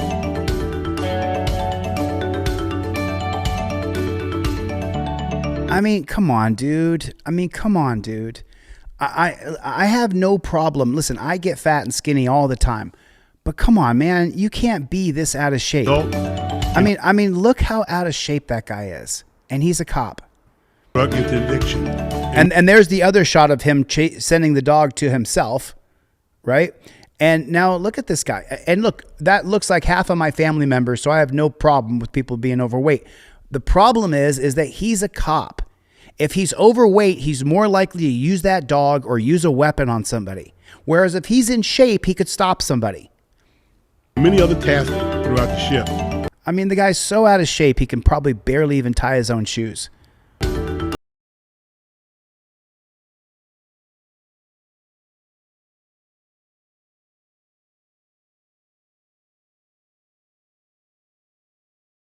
Policing Division. And look at the indoctrination of the kids. Look at the indoctrination. Look at the indoctrination, everybody. Put a 1 in the chat if this right here, if all of this is indoctrination. Put a 1 in the chat if this guy right here is an indoctrinator and he's indoctrinating these kids. And this kid right here, they're going to target him later. They do it all the time. They do it all the time. It's horrible. It is horrible. They are the officers who are the liaison between the public and the department, often holding many community events that foster better relationship, as both are continuing to understand that they are part of the community and they do. You know, I'm sure the cop thinks he was just being cute right here. Both are Watch what he does. To understand that they are. He grabs the guy by the kid by the wrists and jerks him up like, I gotcha. Look at this. This is some sick shit. Are part of the community and they That's do disgusting. coexist. Are part of the community and they do coexist.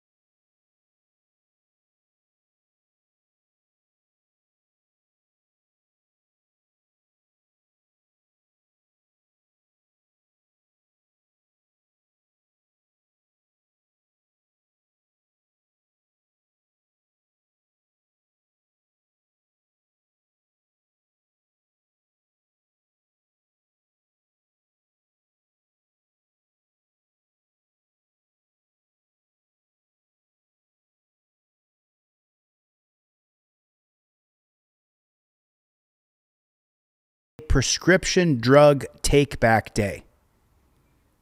So the biggest drug dealers in America is the DEA. Put a 1 in the chat if you know that. If you know what I know. Fred Wagner's in the chat. What's up, Playboy? Good to see you. What a way to make a living. These so-called people are beyond losers. How could you get up every morning and destroy your neighbors' lives over petty laws? So fucked up. Oh yeah, dude. Oh yeah, Fred Wagner. Oh dude, it's, you know, they'll kill you over a traffic violation because you didn't comply. And this is indoctrination, and Walmart helps. DEA prescription drug take back day. Drug Enforcement Agency. They're the biggest drug dealers in the world. Remember the Iran-Contra scandal? That was the DEA. Do you remember every single gigantic drug shipment that comes through America? It's the DEA. I wish I wasn't the only one who knew this. I mean, you guys know this stuff, right? Like Dan Hanlon, April Rain, you guys know this, right? That the DEA is the biggest drug dealer in the world by far. You know that, right? The biggest pimps in America are cops. The top of every gang in America is cops. It's like...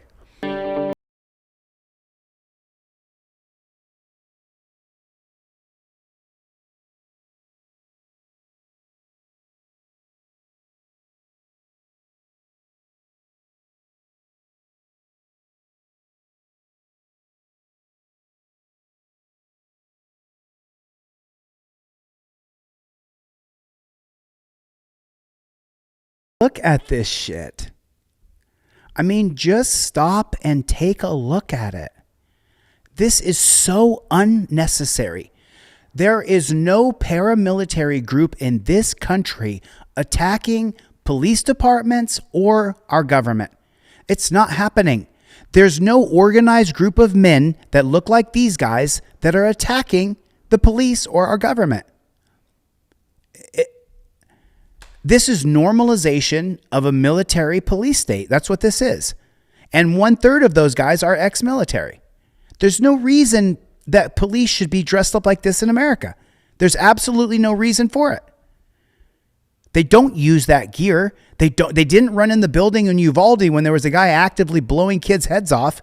They didn't run in the school building then. This is indoctrination. This is normalizing a police state. There's no reason for them to be dressed up like G.I. Joe Loser.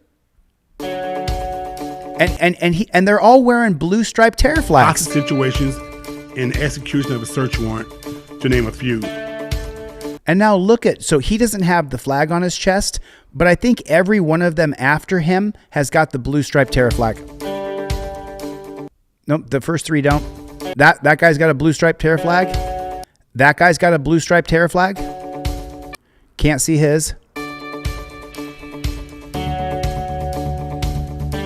This is the most dangerous thing in our country right here. You're seeing it. You're seeing the most dangerous thing in our country. This is the danger. And look, he's sporting that blue terror flag. Look, he's got the blue terror flag right there. There's a blue stripe across the American flag. This is the most dangerous thing in our country right here. What you have to fear the most is on screen right here. That's what you're seeing. It's an absolute fact. These guys are the terrorists of our country. Now, they're not all bad. There's some good cops. There's some very good cops, right? Right? I mean, you guys tell me. Oh, yeah, I'm sure, Pat Taylor. I'm sure they were all bullied.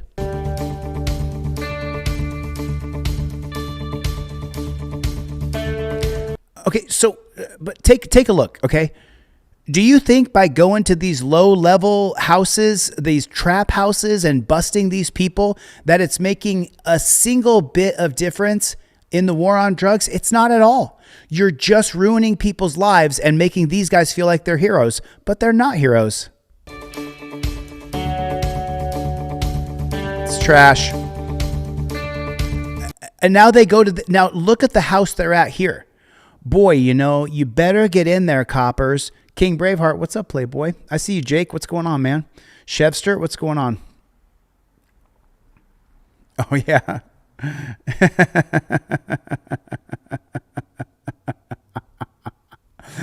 Thanks a lot. Thanks a lot, Drinstall. Appreciate that.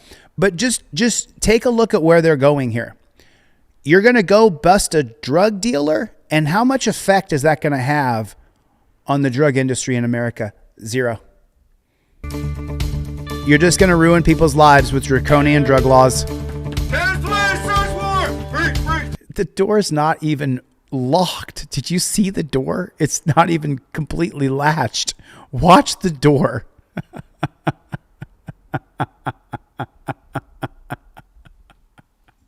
Take a look at the door. Look at the door. Okay, so they walk up to a white door with a window on it, right? But now take a look at the cut. I mean, I have been a TV film producer for the past 25 years, but look at where they cut away to. So it's a white door with a clear window that you can see through with a sign on the door. Look what they cut to.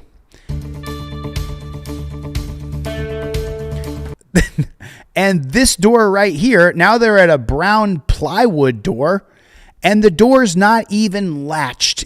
I think they just put a piece of plywood there and leaned it against the wall so it could look like they were breaking down a door. Watch the plywood.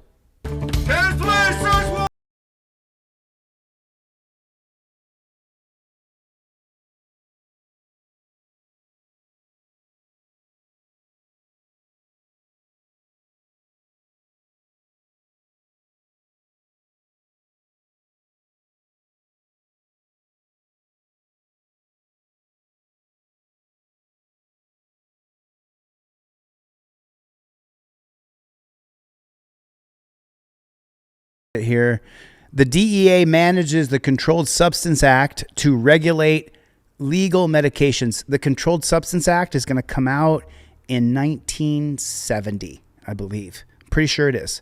The Controlled Substance Act, the 1968 Omnibus Crime Bill that's passed 3 months after Terry versus Ohio. Inside of the 1968 Omnibus Crime Bill is the 1968 Gun Control Act. The 1968 Gun Control Act is going to piggyback into the 1970 Controlled Substance Act that Chevy just put in the chat. The 1970s Controlled Substance Act says that if you take any sort of, it was from the 1968 Omnibus Crime Bill. It said that if you take any kind of medicinal marijuana, recreational marijuana, steroids, you name it, then you cannot own a firearm. And I'm not sure if you guys know this or not, but that act, the 1968 Omnibus Crime Bill, that incorporates that if you take any sort of chemicals, then you're not eligible to have a firearm. That is before the Supreme Court right now. the question of whether or not, if you smoke recreational marijuana, if you take gummies, if you have medicinal marijuana, if you're allowed to have a firearm or not. And that is in front of the Supreme Court right now. So thanks for posting that, Chevy.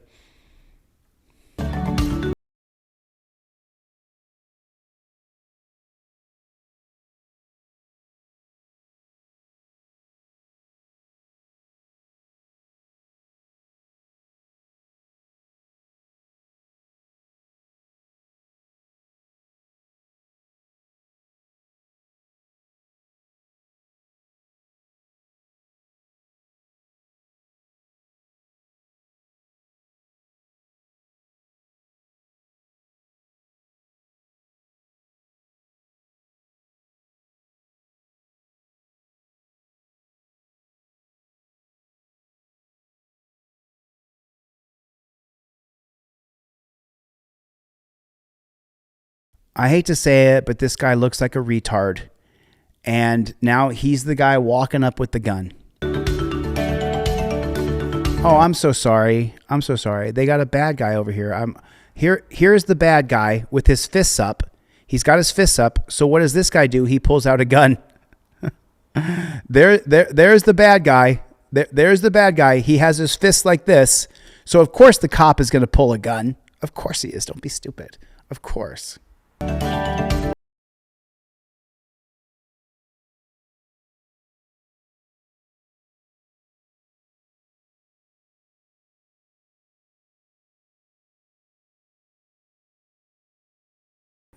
Poor guy's battling some sort of skin disease, some sort of skin. I don't think that's alopecia. What's it called? I don't think it's alopecia. It's my aunt has it, where your skin discolors, and it really messes with people. So I'm sorry to see that he has that. That's probably why he's a cop. He's it makes you very unhappy when you have this shit on your face. It's really hard. I actually have a lot of empathy for people, so I'm sorry he's battling that skin issue he has. The most elite police departments on Maryland's Eastern Shore. We are Cambridge PD. I'm sorry, but forgive me, but he doesn't exactly sound like he's from Cambridge, Massachusetts. I can't place it. Maybe you can help me. Let's listen to this accent one more time. Tackleberry. It's not Huckleberry. That's from Tombstone. I'm your Huckleberry. That's what you're conflating right there. First Amendment Protection Agency. It's actually,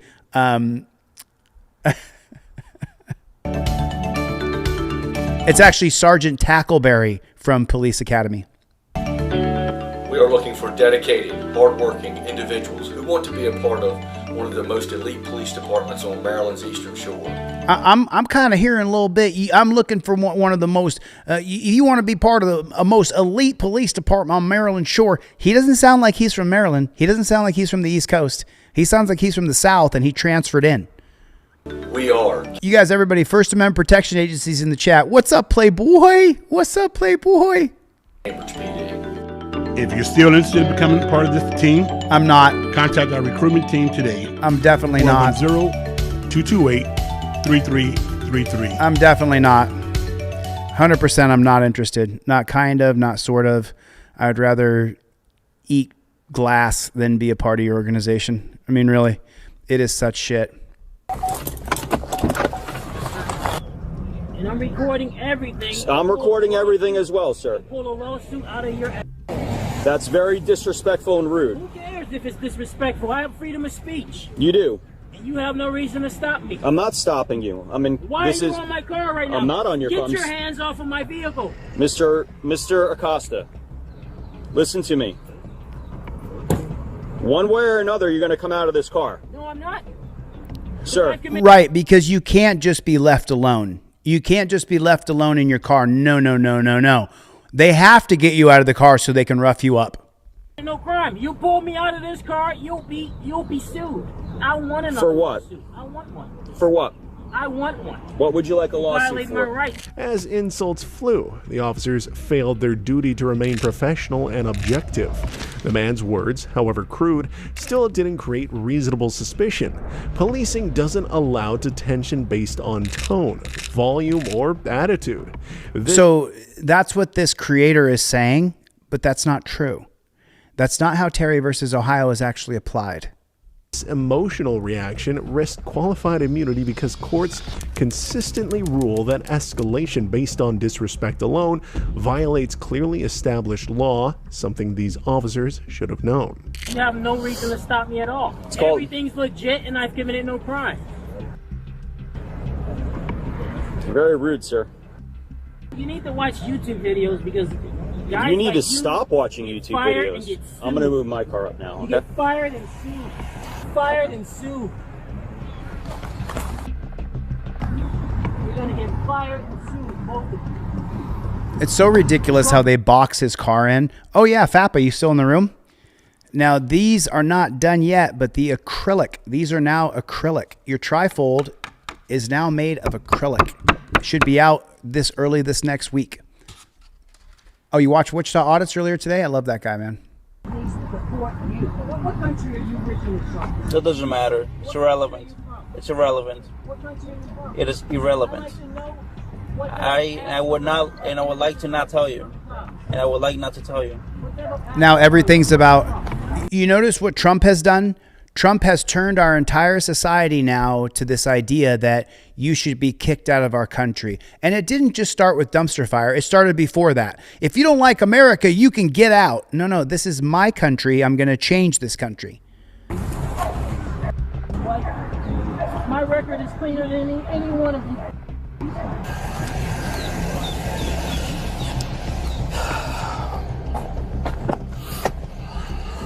It's so funny. They're terrorizing him and he walks to his car like,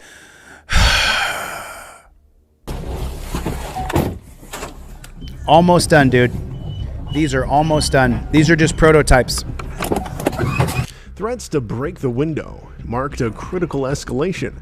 Using or threatening force requires lawful detention and articulable danger, neither of which existed. No, that's not right. I'm sorry. I hate to interrupt, but so whatever channel this is, police files, that's not correct information. That's not legally correct information. At the window marked a critical escalation. Using or threatening force requires lawful detention and No.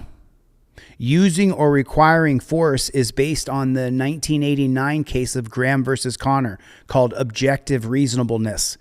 It does not have to, you don't have to have articulable danger.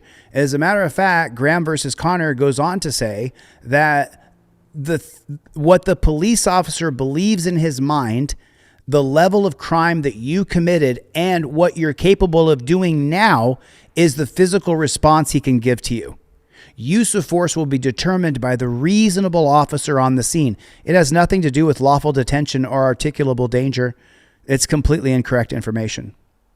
Articulable danger, neither of which existed. And that's wrong. It's wrong. It's called objective reasonableness from the 1989 case of Graham versus Connor, and it doesn't have anything to do with detention, and it doesn't have anything to do with danger. The moment the officers created the high risk they claimed to be preventing, and this is when the encounter moved from questionable to reckless, because threatening property damage without legal grounds opens the door to a serious civil liability. I'm more of a citizen than you. Get out of my country. You, get out. Go back to where you It's not true. From. Corrupt pig. The RO. Get out of my country, you corrupt pig. The RO. Get out of my country, you corrupt pig. Why do I have to get out of your country? Because you're corrupt. We don't need more corrupt like you in America. You're the problem with America. People like you. Mr. Acosta. People like you. Mr. Acosta, listen to me. I don't have to listen to you. No, the police state that we live in. Acosta. The police state. You know you can listen to this.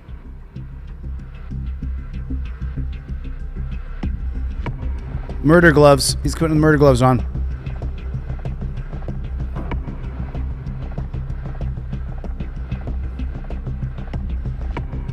As if all these officers weren't enough already, more police arrived on the scene, and believe it or not, among them was Officer Alzar. And don't forget, this was all happening only because the man didn't identify himself, even though he legally didn't have to.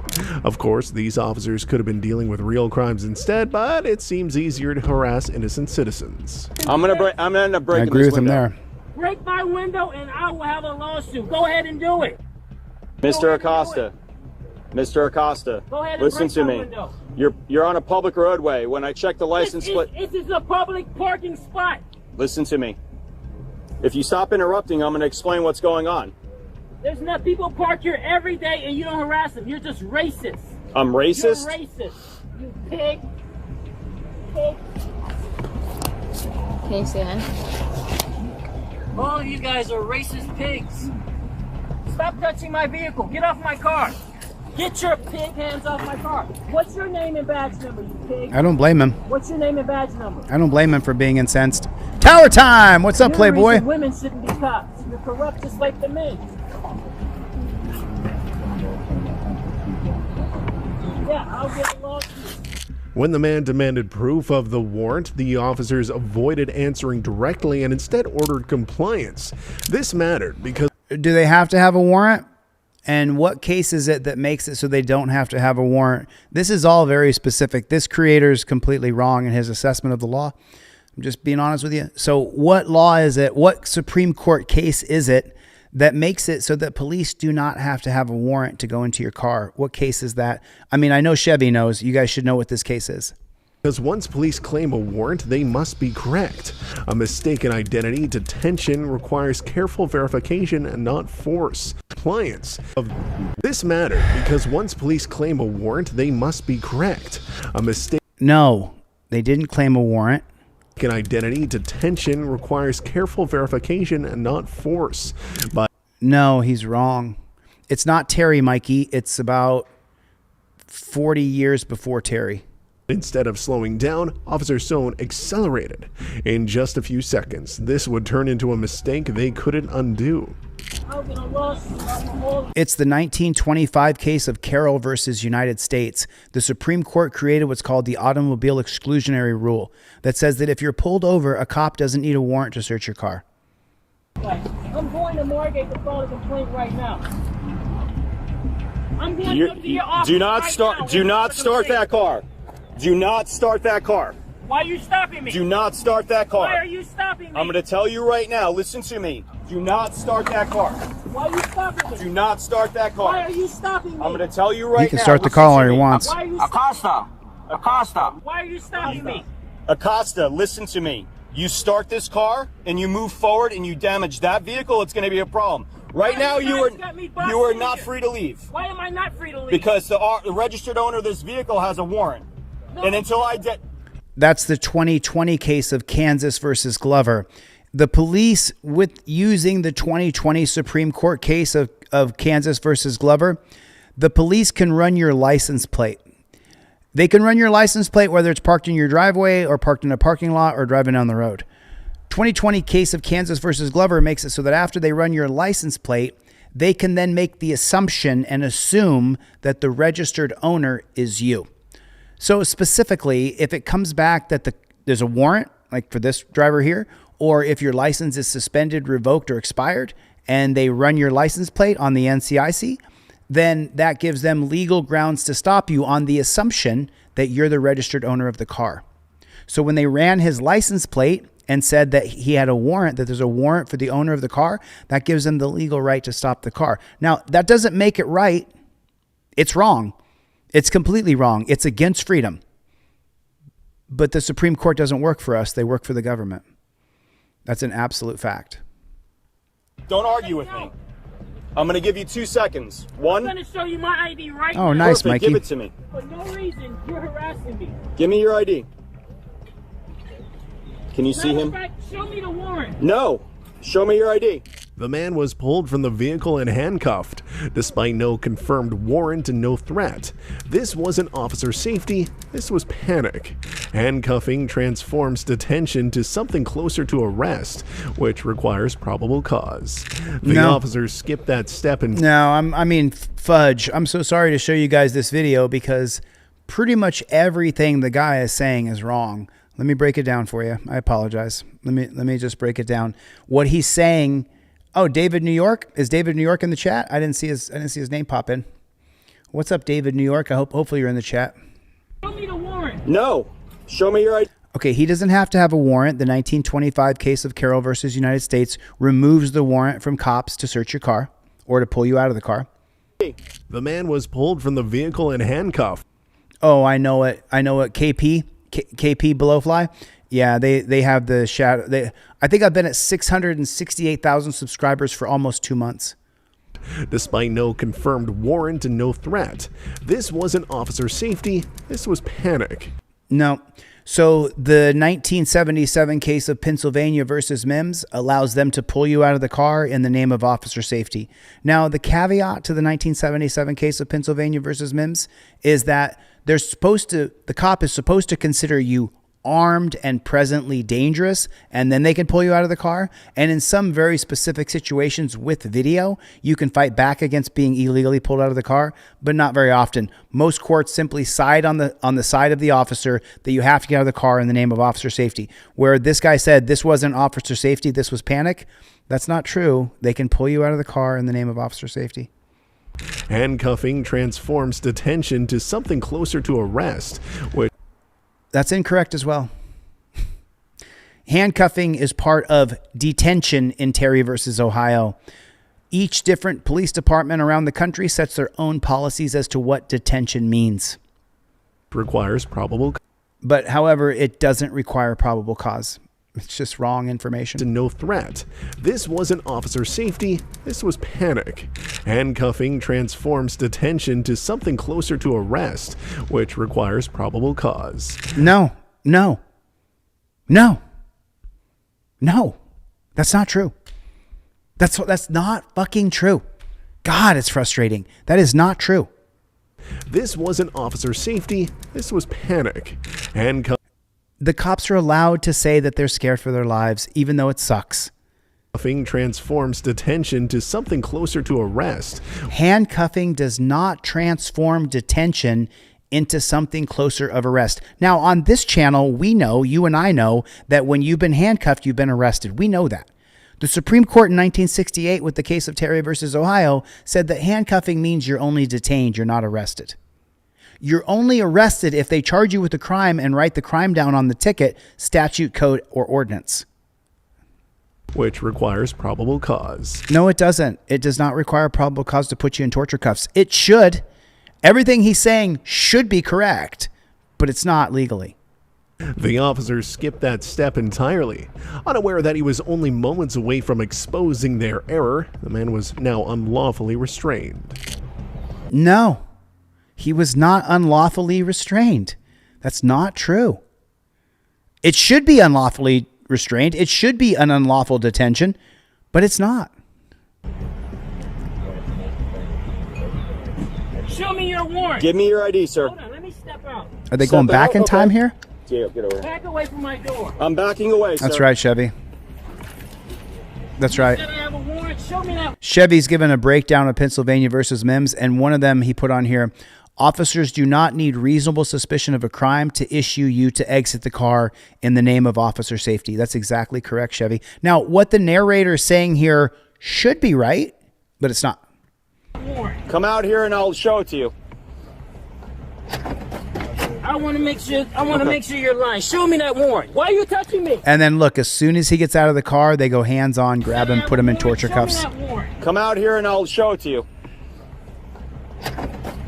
I want to make sure you're lying. Show me that warrant. Why are you touching me? Why are you arresting me? Wait a minute. Whoa. Get my phone. I got my IDs in my bag. Why are you arresting me? Oh my God. This is a lawsuit. This is a lawsuit. It's not my a lawsuit. warrant's right in this bag. Oh, it can't get in there.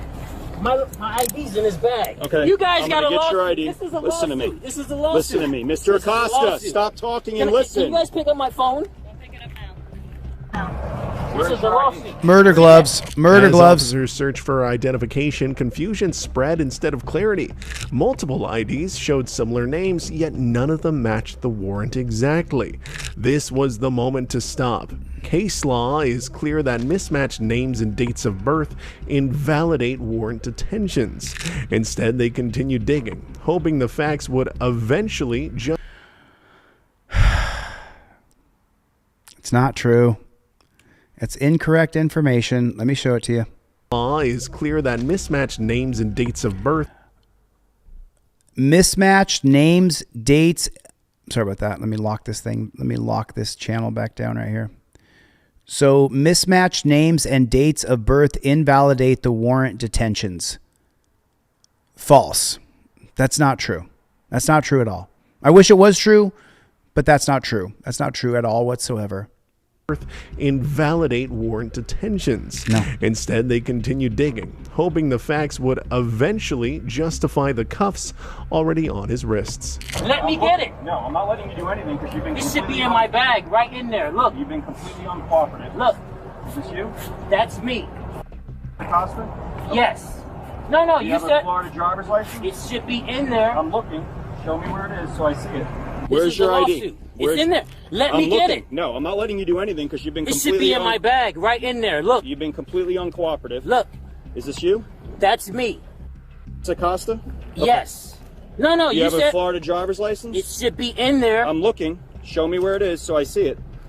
Look behind the money. Look in there. It's in there. I put my ID in there. Look all through there. I'm looking.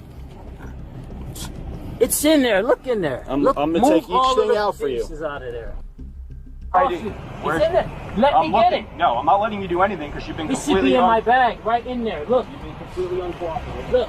When the correct date of birth came out, the truth became impossible to ignore. This man wasn't the wanted person at all.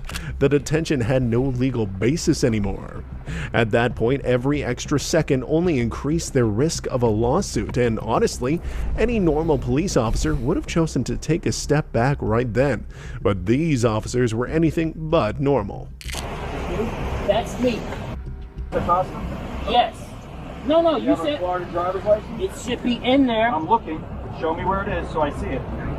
Look behind the money. Look in there. It's in there. I mean, and look how they're treating him. The narrator is completely wrong on his legal analysis. There's not a single thing he said right so far. But he's correct in the spirit. The spirit is what he's saying is correct. Put my ID in there. Look all through there. Right? Bard Simpson. Exactly. You guys see what Bard wrote? Bard wrote, "What's the law called when they have nothing but really need a quota met?" Move all the thing out for you. Out of there. There you go. Let's do this. See how hard this is not a lawsuit. difficult. I don't care what you say. Not a It's lawsuit, Sir. It's a lawsuit. It's not a lawsuit. You illegally arrested me. You guys saw I was illegally arrested on camera and I still lost. It's such a scam. You're not arrested. I said you you're illegally detained. arrested me. You've never been arrested. You illegally arrested me. You're not arrested. No, he did not legally arrest him according to Supreme Court law, which we have to change. You illegally.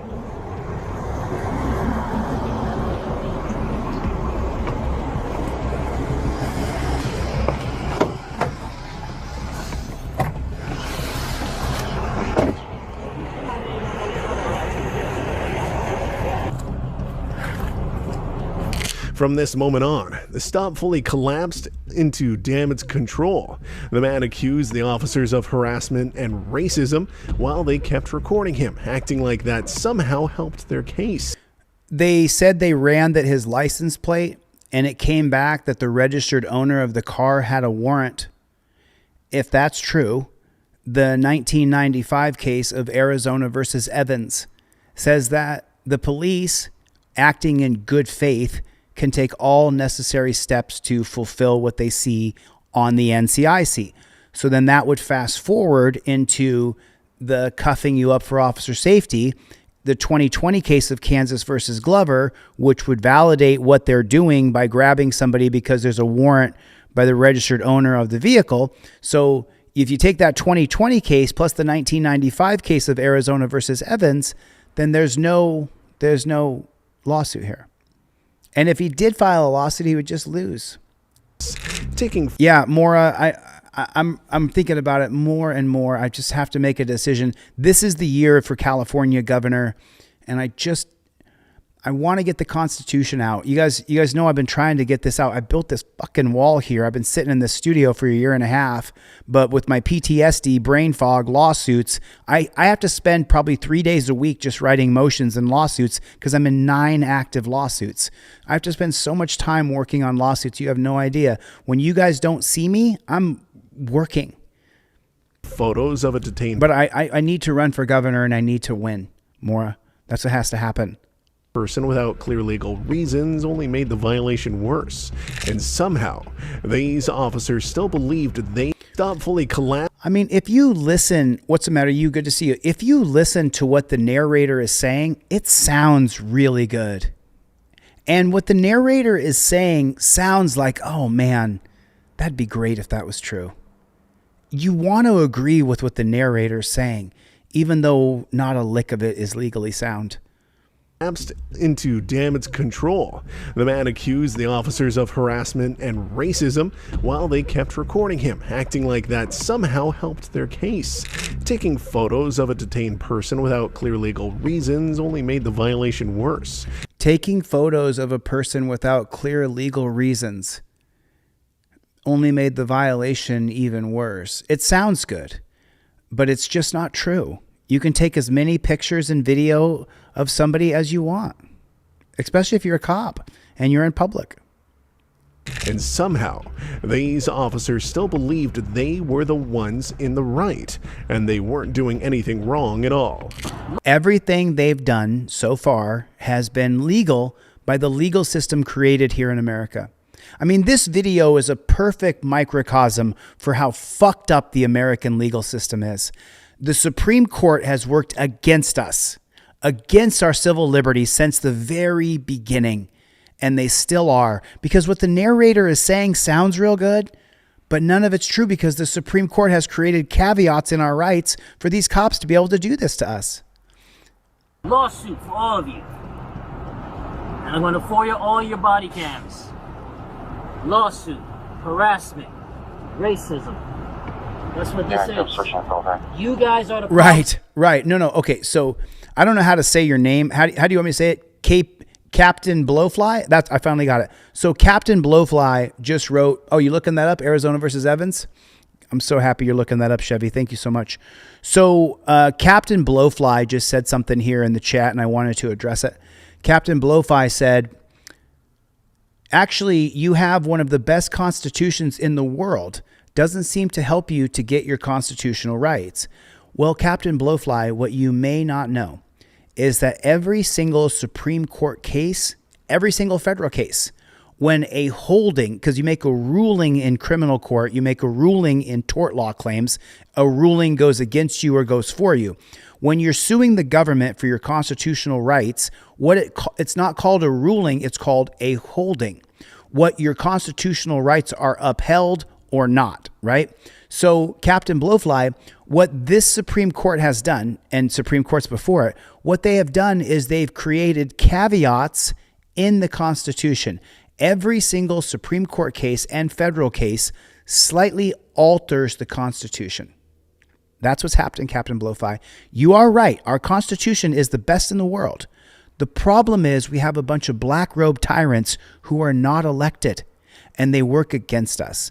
And every single holding created by a federal court or created by the Supreme Court or a circuit court creates a caveat or a change in the Constitution. Let me explain to you exactly what I mean. I want you guys to understand this. So you guys, you know the trifold, right? So the trifold, what it does, when you get to number 3, it says, I invoke my Fifth Amendment right to remain silent, right? Salinas versus Texas, you must invoke your privilege. So Salinas versus Texas is a federal case. So the Fifth Amendment that says you have the right to remain silent. So in other words, when you are forced to be involved with the government, you're supposed to be able you have the right to remain silent. But the 2013 case of Salinas versus Texas, what it did was It changed the Constitution. Now, for you to enjoy your Fifth Amendment privilege, you have to state that you must expressly invoke your 5A privilege. You must expressly, you have to say, I invoke my Fifth Amendment right. The 2013 case of Salinas versus Texas changed the Fifth Amendment. So did the 2004 case of Heibel versus Nevada 6th Judicial Court. It's right here. They ask for the passenger to ID. And it says right here, Heibel versus 6th Judicial Court of Nevada, 2004, SCOTUS, if you live in a stop and ID state, America was not founded on the principle that you have to give your papers to the government every time they ask. Well, the 2004 case of Heibel versus Nevada 6th Judicial Court changed the Constitution so that now you have to give your first name, last name, and date of birth if you live in a stop and ID state and there's reasonable articulable suspicion that also was created by the Supreme Court. There's no such thing as reasonable articulable suspicion in our Constitution. It was created 200 years after our Constitution was already in effect. That 1968 holding that says there's reasonable articulable suspicion and cops can detain you, that holding of Terry versus Ohio was extended in the 2004 case of Heibel in stop and ID states. If the cop has reasonable articulable suspicion using Terry versus Ohio, then 2004, if you live in a stop and ID state and the cop has reasonable articulable suspicion, you don't have a Fifth Amendment right. You can't remain silent. Heibel removes your Fifth Amendment privilege based on Terry versus Ohio. I'm going to do a whole video on this. I have to teach it. With America, you guys, people like you, come on, bring him over cops. Why are you photographing me? I'm going to run your face. No, you have no. Did you hear what he just said? I'm going to run your face through facial recognition. Right to put my face in no database. You have no right to put my face in a database. I'm not going to look at your. Wow. Holy shit. I had no idea that part was in here. I'm going to run your face.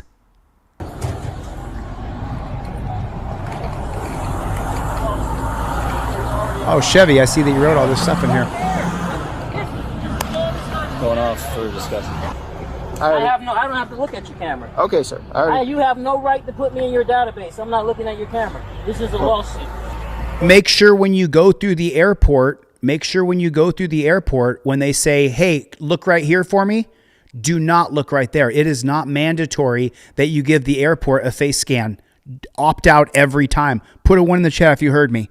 Put a 1 in the chat if you heard me. When you go to the airport, you do not let them take a face scan. Put a 1 in the chat if you heard what I just said. So you're already on body camera. Who cares? But this is all this does is adding to your lawsuit. Officer Sohn tried to explain his actions after the fact, admitting he ran the plate only because the car was parked and a window was down. That just confirmed there was no reasonable suspicion from the start.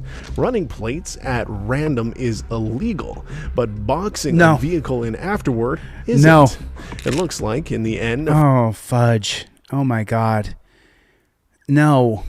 This is wrong. It's misinformation. Sohn tried to explain his actions after the fact, admitting he ran the plate only because the car was. Admitting he ran the plate? That's what this narrator is saying? He's saying that he admitted that he ran the plate? There are license plate readers on the tops of cop cars, computers. Little tiny computers on the tops of cop cars that when they drive down the road, they read every plate they pass. And then it'll alert the cop, that car back there has a warrant. It's not illegal at all. They've created technology to read license plates through a computer that will then tell the cop in the car that particular car has a warrant on the registered owner. Parked and a window was down. That just confirmed there was no reasonable suspicion from the start. They don't need reasonable suspicion from Terry versus Ohio to run your license plate anywhere your car's in public. Running plates at random is illegal. No, it's absolutely not illegal. If running license plates at random was illegal, then Palantir would be illegal. Flock cameras would be illegal. It's not illegal. I don't know. Where'd I get this video? Danelle, who sent this to me? It came from the group chat. But boxing a vehicle in afterward isn't. It looks like, in the end, a few months of training still isn't enough for someone to do this job properly, right? You corrupt pigs. Okay. Get me paid. I needed money. Yes, sir.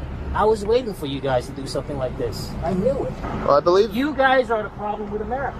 I agree with that. Only have a warrant, sir. You guys are a problem with America. Okay. You believe. Yes. See, everything is speculation. Speculation. No facts.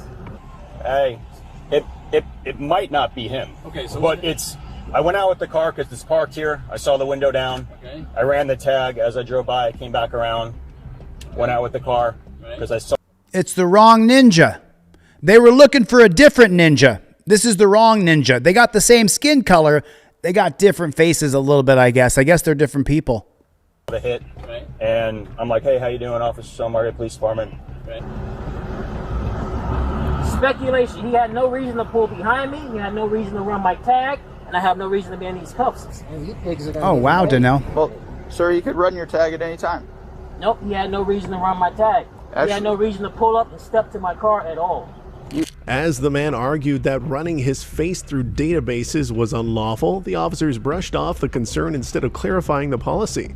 Facial recognition use, especially during a detention without probable cause, raises serious constitutional questions. Okay, so my head's going to explode here. Okay, the cops, according to the laws that were created in our country, the cops do not need probable cause to detain you. The police don't need probable cause to detain you. I don't know where this guy, and now he put constitutional questions on here. I'm afraid to let this play. It's the concern instead of clarifying the policy.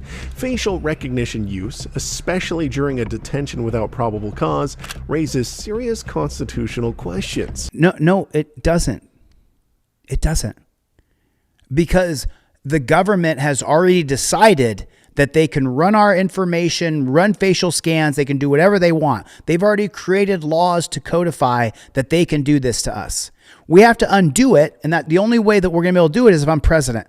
If I'm not president, no one else is going to do it. Rather than pausing, they pressed forward, acting confident that authority alone would shield them. That confidence was misplaced and would come back to haunt them very soon. We could run any license plate that we see in public, sir. He can't pull up behind me, stop his car, box me in, and run my tag. He can't do that. Well, boxing him in, could that be considered an illegal detainment? I don't know. I'd have to look into it. I'd have to know which state it's in, and I need a little more information. I've committed no crime. He saw me commit no crime. You don't have to commit a crime to run a tag, sir. All my tags, my tag, my license, everything's legit. That's right. And then 1998, that's right. And this is unlawful. And you say you want to run my face in some AI? This is all criminal. It's not criminal. It's not AI, sir. All criminal. Your face recognition April Rain is AI. No, sir. All criminal. Yes, it is. So you're too incompetent. You don't even know what your own software is. It's not artificial. I'm utilizing a real-time picture. All incompetent and corrupt. And I agree with that. I agree with that. You people, guys like you. Went out with him. He immediately starts filming me. Get away from me, asswipe. I'm not talking to you. I'm like, sir, we're on a public roadway. I can talk to you. That's right. So Rich, that's what I'd have to know. Rich Spillman just put it in the chat. He was arrested at the box in. Now, the boxing in of the cars, that could have been considered an arrest and not just a detainment. That's why I really need to know which state it's in to understand what the laws in that state are. But yeah, Rich Spillman, that could be considered an arrest once you arrested their motion from traveling. And you could take the words from Teschlines versus Danforth, the 1942 case out of Mississippi, because if you don't have a right to travel, then you're arrested. Refused to identify himself, the whole 9 yards. Then let me ask you, when you ran his tag, right, did that come, the registered owner of the tag come? That right, but with his birth date, now that I have his birth date, it could be different. but the photo was pretty close. That's why I went out with the car. Okay, but the registered owner of the tag is him. But they said the registered owner of the tag had a warrant for his arrest. Now, the 1969 case of Cupp, Frazier versus Cupp, allows cops to lie to you. So were they lying to him when they said the registered owner of this vehicle has a warrant?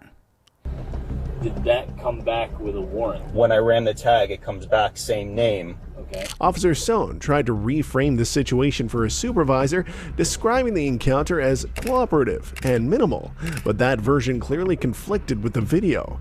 Downplaying force and exaggerating compliance is a common tactic once officers realize scrutiny is unavoidable.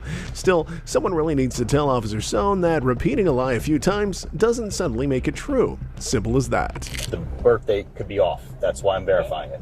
So I just asked him for his ID, and then he immediately starts. And then he said he wanted to come out and talk to us and show us. I asked him for his. Finally, when you were pulling up, he came out on his own. We didn't pull him out of the car, and we handcuffed him and detained him so I can verify. Okay. That's all this is. All right. Cowards. Corrupt and cowards. That's what you are. And guess what? You gotta answer to God for that. Because you're supposed to stand for righteousness, but you stand for racism and corruption. All this is temporary. When you die, guess where you're going? To hell. That's where corrupt people go. They don't go to heaven. You too. Corrupt people go to hell, not heaven. Remember that. You go to hell. This is all temporary. You could die any moment, all of us. And guess where you're going? Because government is supposed to represent righteousness. When you lie, I know cops are allowed to lie, but when you lie, God hates a liar. You guys lie every day. Because it's legal for you to lie. Frazier versus Cupp. That's the 1969 case of Frazier versus Cupp, allows cops to lie to us, and it's perfectly legal. Once again, the Supreme Court has screwed us consistently. Who do you have him as then? His name and date of birth off of this thing is... As religious lectures replaced legal explanations, it became clear the officers had lost control of the encounter. Instead of focusing on verification, they let the detention drag on while the man stayed cuffed in the sun. But of course, they knew this man was right. That's exactly why they now wanted to punish him, even if it meant keeping him out in the sun for as long as possible. Which is not... What is this? This is certified forklift operator ID. Shows him as car Acosta, which is also a sign of the vehicle. So you're not in good standing with God. Are you even religious? You're probably not. Your fate is sealed. Are you religious? Your fate is sealed. Do you believe in God? You don't. You're all corrupt. I agree with that. This is a blessing in disguise, because I will be getting a lawsuit. I don't think so. Oh yeah, I'm gonna try to get you guys fired too. You're the problem with America. He's right about that. The hit is for car Acosta with a very similar date of birth, which I'm trying to... Let me see if I can pull that photo up. So it was the wrong person. You know, by this point, the officers had already crossed every possible line of normal behavior, and from the way they were talking among themselves, you could see they were unsure about their decision and were trying to in every way to justify it. However, the plan they came up with sounded insane because they were pretending they had confused our suspect with some actual criminal. He's saying Acosta, car Acosta. The hit's for car Acosta with the date of birth is almost identical. Okay. So black male. So let me see if I can pull up car Acosta. Or yeah. Well, let's see if we can find the actual DL for this guy and David. I'm going there next. You're the problem with America. There is a message for you. I have one that's a different name. That's a 93%. This looks. This is who the hit's for. Go ahead. It's so close. Can you guys get me out of the sun? Can I stand in the shade by this truck or something? The discussion between officers revealed the core issue. The names were similar, but the dates of birth weren't. That difference alone should have ended the detention immediately. Case law is explicit on mistaken identity stops. Similarity isn't enough. Continuing to hold someone once discrepancies appear transforms a mistake into misconduct, and by now the officers were well past the point of plausible error. Matter of fact, let me keep me in front of your car. I want the camera to see me. I want the camera to see, and I want it to record this harassment. The 1991 case of Riverside County versus McLaughlin says that the police can hold you for up to 48 hours just based on suspicion alone. That's the 1991 case of Riverside County versus McLaughlin. So if there's a case of mistaken identity, or they're not sure about your identity because you have more than one ID in your wallet, then they can detain you in the jail. You're not yet arrested, not charge you with any crimes, hold you in that jail for up to 48 hours and even longer if the DA chimes in and says we need to keep him for longer. And you're not yet arrested, and it's perfectly legal. So the narrator was wrong again. This is a guaranteed lawsuit. Don't you know it's a sin to put tattoos on your body too? Why do all these cops have tattoos? Don't you know that represents gang culture? Because they have so much to say, but they're such fuck-ups that they can't articulate themselves. So you guys are really gang members. You behave like gang members. You're the biggest gang in America. You know that?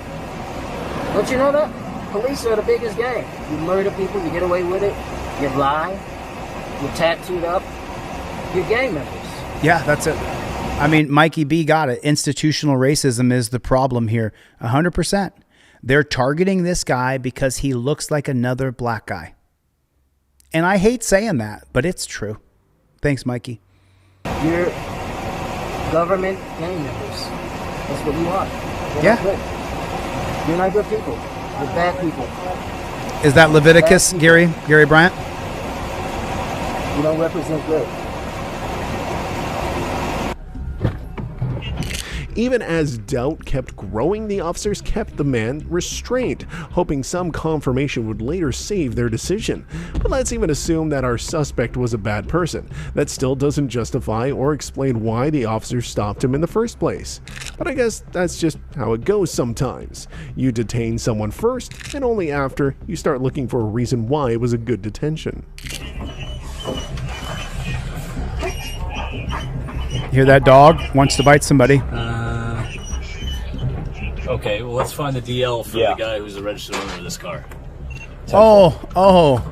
Okay, so now they want to find the driver's license of the registered owner of the vehicle because that's the person they're looking for, but it's not the guy they have in torture cuffs. Saying the DL off this name is clear. Okay. But this is... it's pretty close. Well, let's find the actual DL. That's what I'm doing next. I'm pulling that up. Mr. Escobar. And they still got a hold of him. They're still squeezing him. You're like one of his henchmen. That's what you represent. You represent corruption. When you go home tonight, you think about that. Just wait 1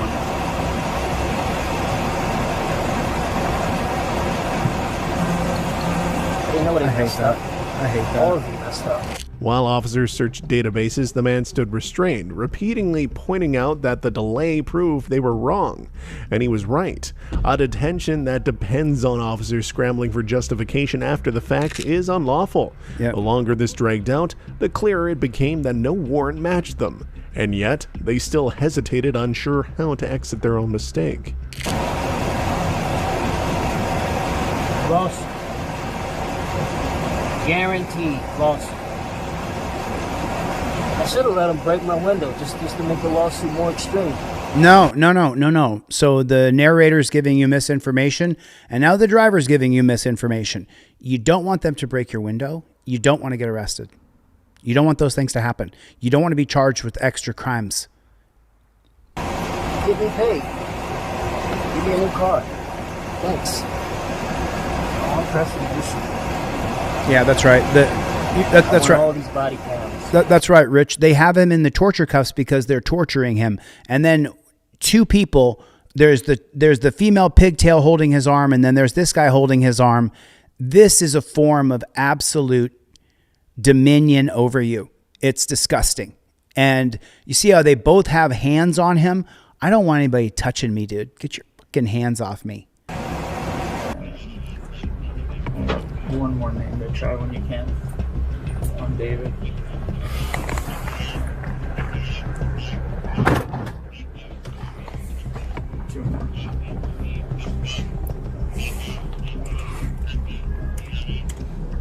And those tattoos are trash.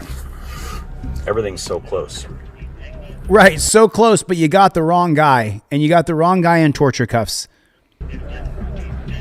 And look, they're so close to being able to arrest somebody. That's what he's celebrating.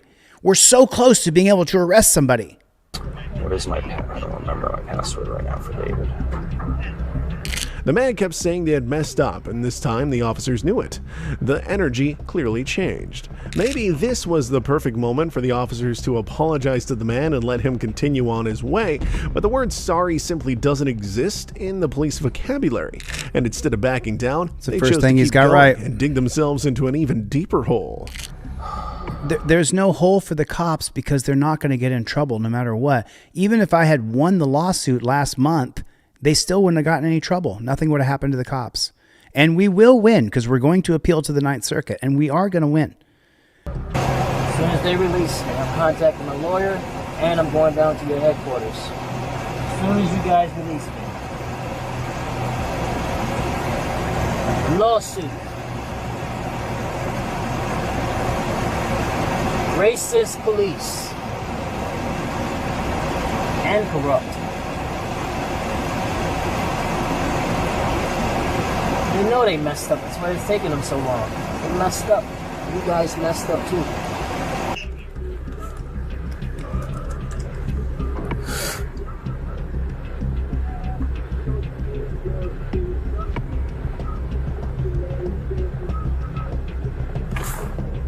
Yeah, they are, Jennifer Hill.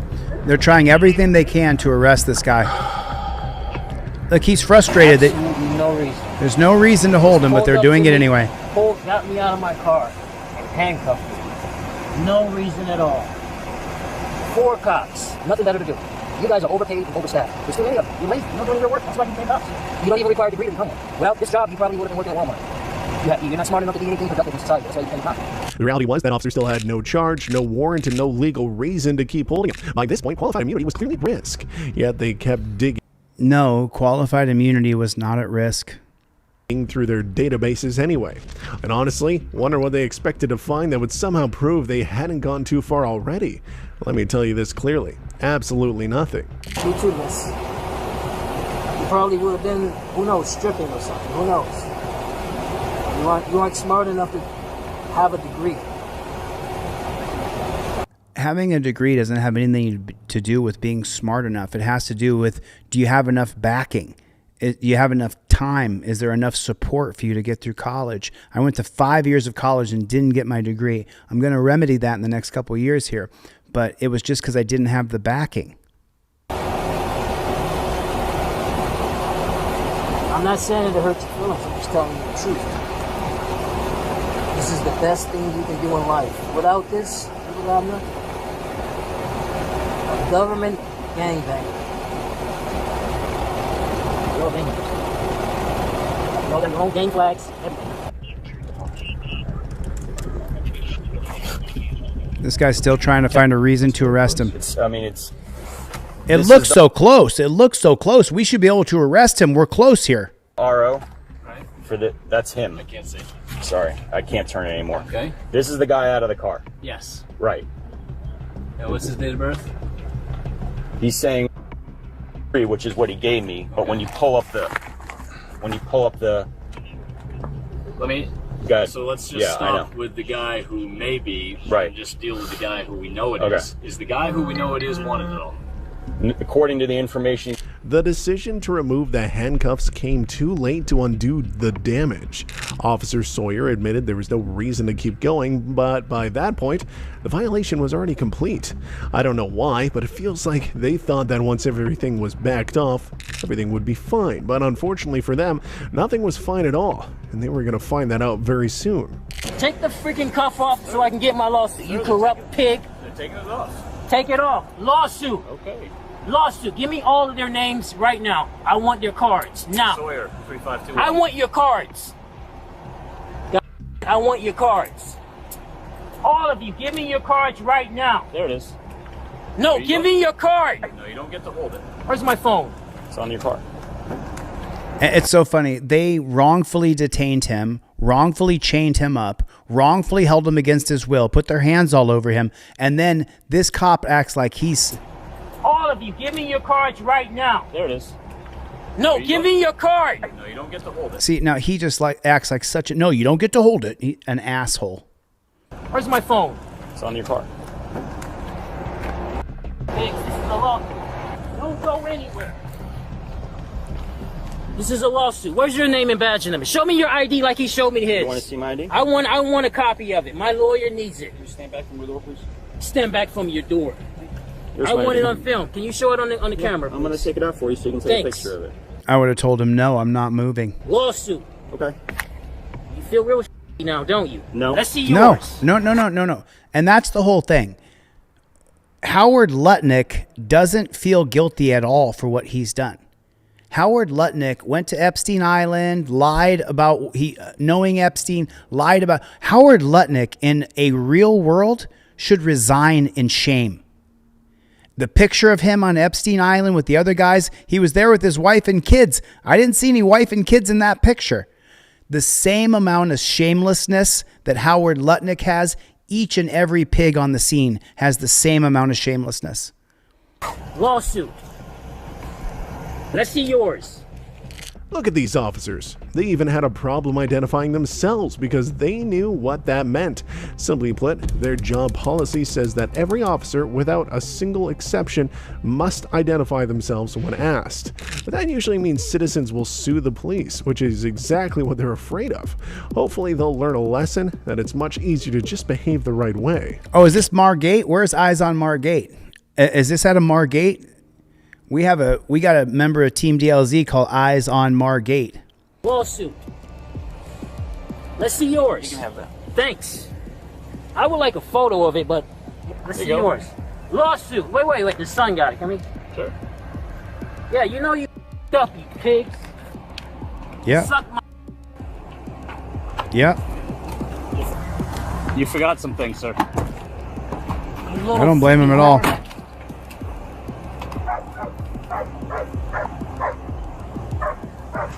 Get in your car and go do some real work. Pick up some trash on the ground or something. Clean up the community. Do you need any services, sir? Do some work. Is there anything Yeah, you can put $100 in my pocket right now. How about that? Well, I'm just concerned you're sleeping in Put your car. $100 in my car right now. My car runs fine. I just stopped here for 20 minutes and this pig came over here harassing me.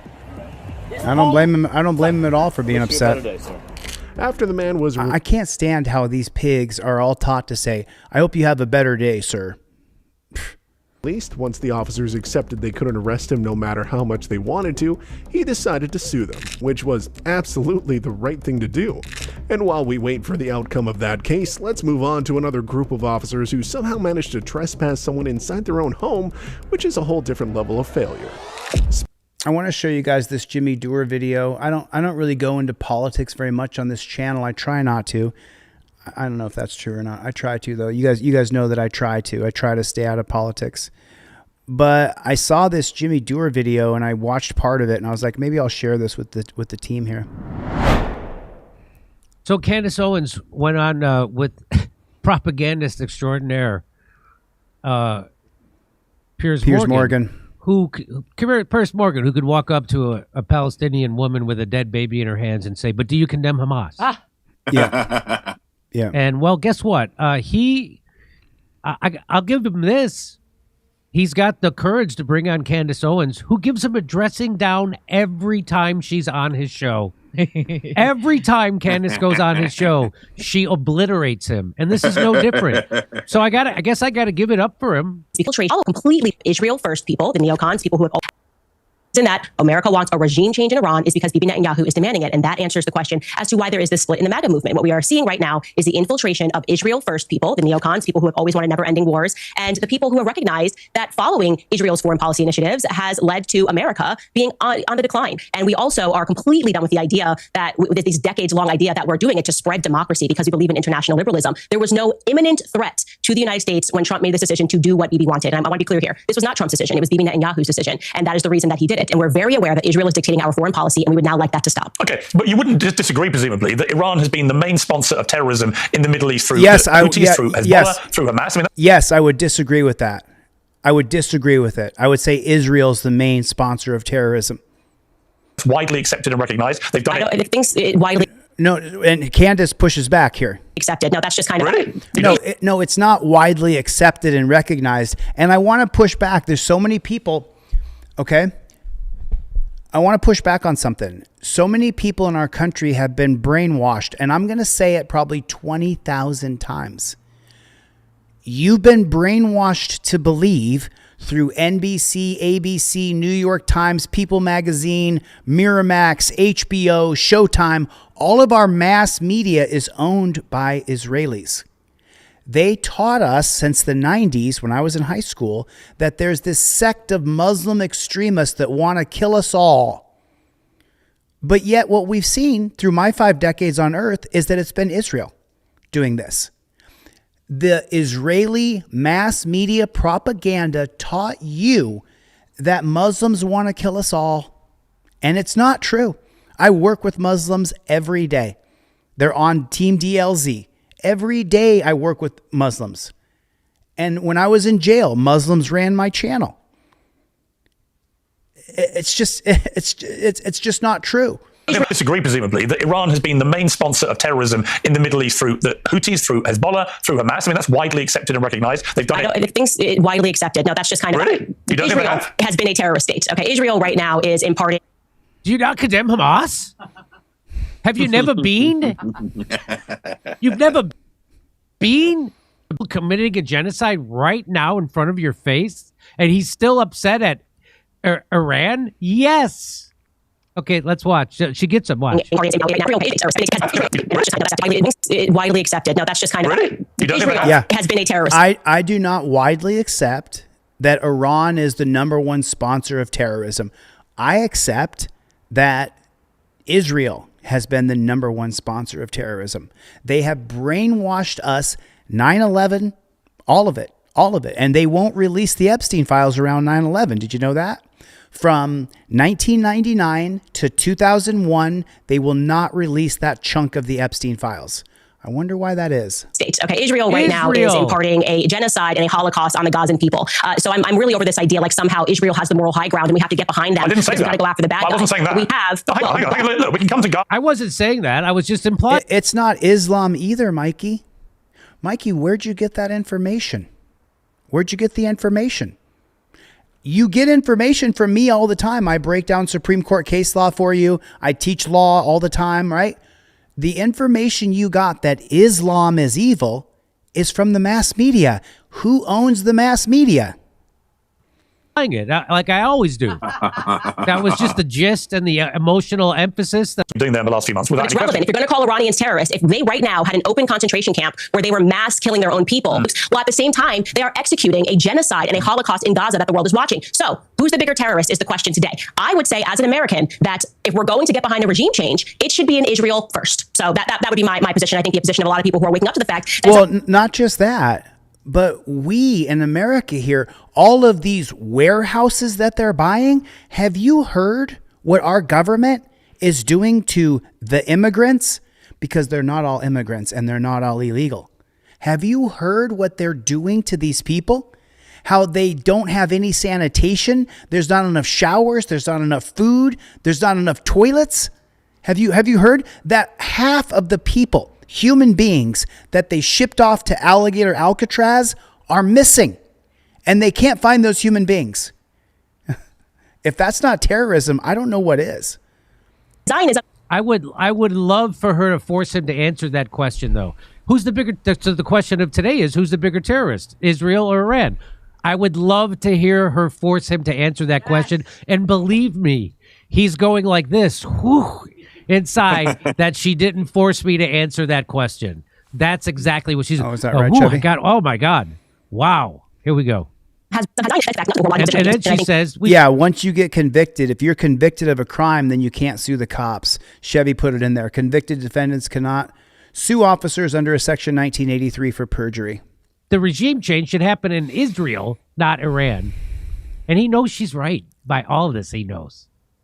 The position of a lot of people who are waking up to the fact that Zionism has brought us nothing but grief in America. Can you name one positive thing? Well, you got to remember, the network that this guy is on, the network that Piers Morgan is on, is owned by Israelis. Israelis own all of the media globally in the world. That's why this channel is probably going to get deleted, because I'm not going to stop. I'm going to fight for our country, because we are in the fight of our lives right now. We are really in the fight of our lives. Have you heard about in California City, have you heard about the dungeon that they've created for immigrants? That there's thousands and thousands of immigrants who are sick. Thing that Zionists have contributed to America, that us fighting these perpetual wars on behalf of Zionism has contributed to America. There's no imminent threat. He could have taken this to Congress and he could have allowed the people's representatives going to wait 2 weeks. And then he didn't wait 2 weeks because Bibi Netanyahu, at least according to the Israeli press, if you believe it, said, we're not waiting 2 weeks. We want this done immediately. But I will say, you are correct. He's not just doing this because Bibi Netanyahu demands it. He's also doing it because Miriam Edelson demands it. He took $100 million from Miriam Edelson. It was very clear what she wanted. She was clear that she wanted to annex the West Bank. So there was an imperialist plan that was put into place. And unfortunately, when you do a deal with the devil, you're going to have to eventually deliver the pound of flesh. And that is what Trump is doing, in my opinion. And more evidence of that is the fact when he tweeted that there could be a Trump hotel in Gaza. I mean, that was truly, in my opinion, HIAS, and she says it explicitly, which she said was started by them in the 1880s, which includes immigrants that have come in like Sergey Brin. They are still the organization that's operating at our border right now, okay? That is problematic, that we have open borders while we continually and routinely are told that we have to defend somebody else's borders, okay? And again, these never-ending wars in the Middle East at the behest of Israel. Bibi Netanyahu was the one that called for Americans to invade Iraq, Libya, Syria, Afghanistan, and now Iran, and we've done it. We're told Israel can defend itself, okay? So, but why do we have currently 2,000 troops that are in Syria under the guise of fighting ISIS? And like I said, we know Israel themselves fund terror-adjacent militants like they did to overthrow Assad. And we're done with the BS of, okay, well, they weren't really involved, Israel in Afghanistan, because even when we fight those never-ending wars, Israel wins. Everybody knows that our boys were out there in Afghanistan guarding poppy fields, okay? And do you know what happened after we allegedly, quote-unquote, lost in Afghanistan? What happened to all those poppy fields, those poppy flowers that our military was guarding? Well, the opioid crisis hit America via the Sackler family, who quite literally built the School of Medicine at Tel Aviv University. So we're just done, okay? And there's no way that we're going to go backwards. We're not going to allow you guys to emotionally... Wow, this is crazy. Good to see you, Gio. Thanks for coming.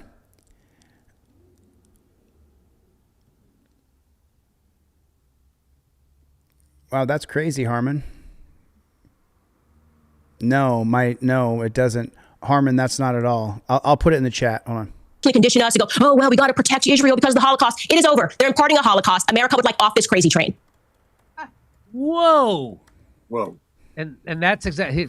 I'm getting my clock cleaned over here. She is handing my ass to me. And I've got a sore wrist. I don't know how to hold. I can't hold up my ass anymore.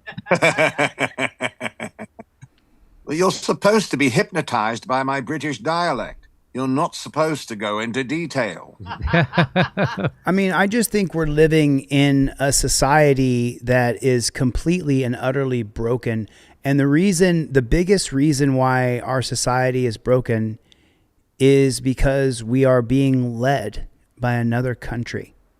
That's what's happening. I mean, don't get me wrong. Our government sucks. But then when you really get into like the nitty gritty detail, the police in our country, do you know where they're trained?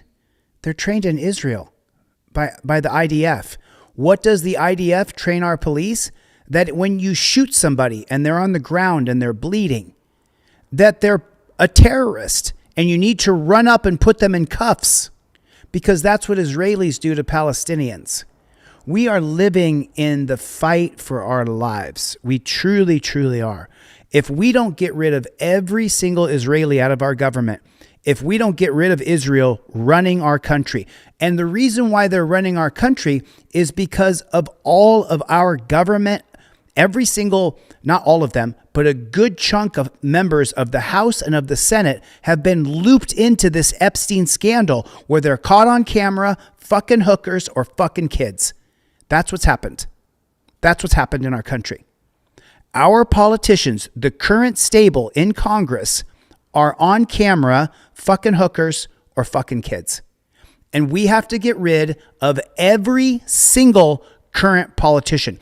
And there can't be any more Jewish people in our government. We have to get rid of every single person. Schumer, Pelosi, all of them. We have to get rid of all of them. Mike Johnson, Trump is owned by Israel. So is J.D. Vance. We have to get rid of all of them across the board. Every single person owned by Israel. We have to get rid of them.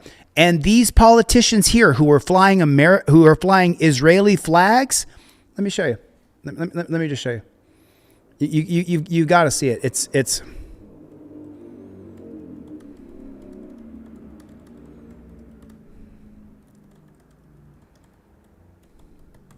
I'll show it to you. Yeah, I mean, I absolutely just, it's so dumbfounding that every member of Congress has an a flag of Israel outside the door.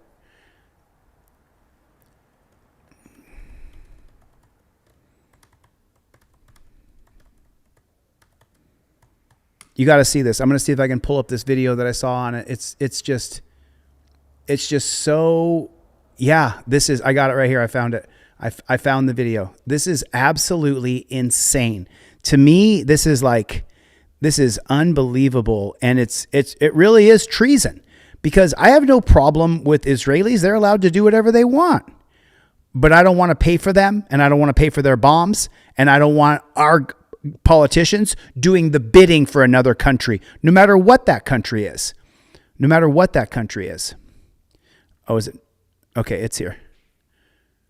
You got to see this. This is just insane. This because we think it says something.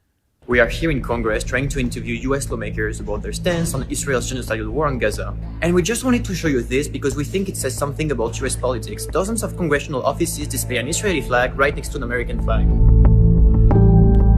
What the fuck is this? Why is there a flag of Israel outside the door of your congressman? For what reason? Can somebody tell me that? Can somebody answer that to me? If there was, I'm Colombian, as you know, I'm half Colombian. If there was Colombian flags outside of the doors of U.S. politicians in D.C., I would say, why in the hell is there a Colombian flag outside the door of members of Congress? Look, I stand with Israel. I stand with Israel. Why is that?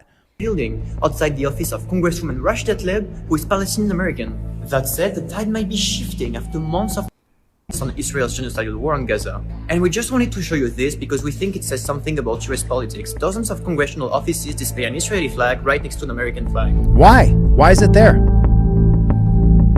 We have to change this. We have to vote the Israelis out of our government. If they take $1 from AIPAC, building outside the office of Congresswoman ZELLE, who is so there's one politician, and I believe she's Palestinian. Shifting after months of public pressure. In recent weeks, some Republicans like Thomas Matthey and Marjorie Taylor Greene have openly criticized AIPAC's influence on Congress. For the very first time, several AIPAC-backed Democrats have voiced support for suspending weapons to Israel.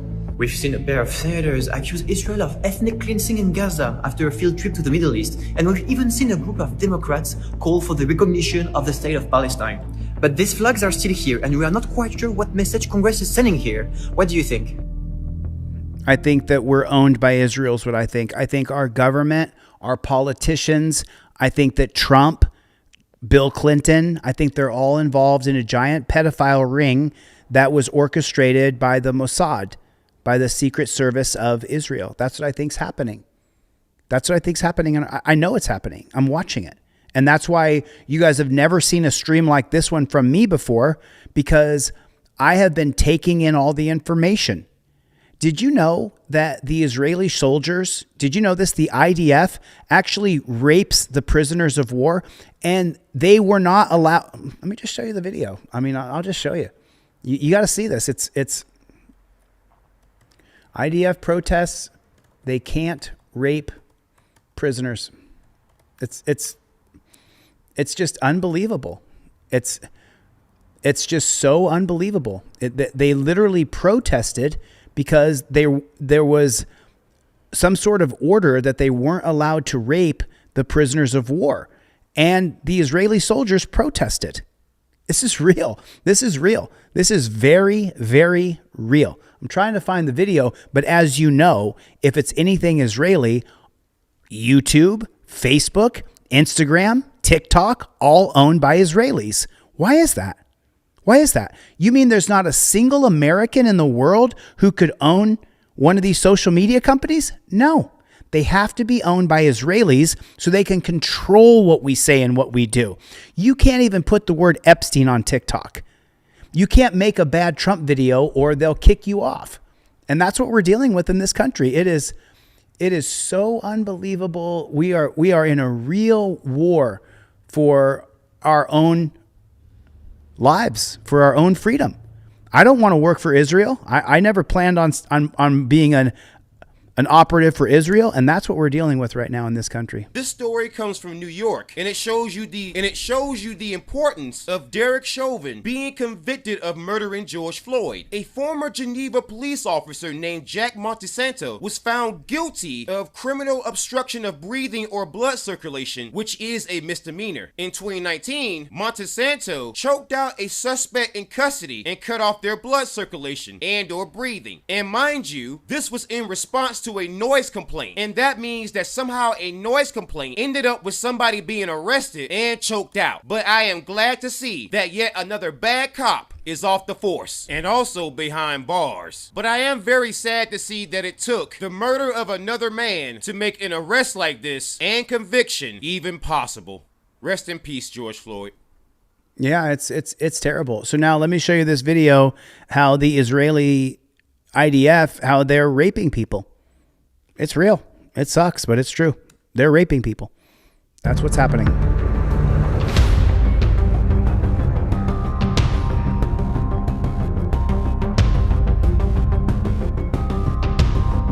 And let me show you something. What do you notice on screen? Hold on. Let me go back a little bit. What do you notice on screen? Where does the tactic of wearing a mask come from? It comes from Israel. Look at all of the Israeli soldiers. They're all covered up. Their faces are all covered. Accused of raping a Palestinian inmate. Javro, you're back, huh? Mr. Enterprise. Right, the blue line flag next to it.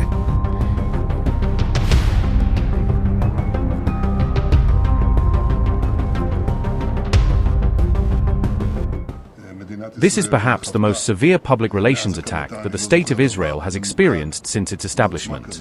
I do not recall one so focused with such intensity.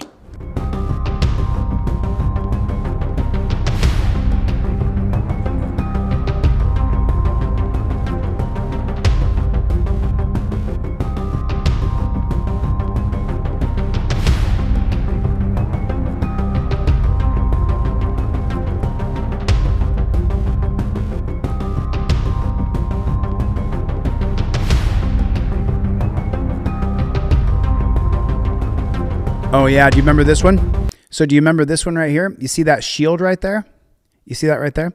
This shield right here, they were on a plane flying one of these huge, like 767s, whatever they are, 747. And what they did was they took these shields right here with that kind of weird looking X on it, and they put up a wall of shields. And then the IDF soldiers took turns raping a prisoner of war. And then when they got caught, there was a protest. And they said, we can't get in trouble for raping the prisoners. And the Israeli military said, you're right. You can rape them. Yeah, I'm not kidding. You can't make this shit up.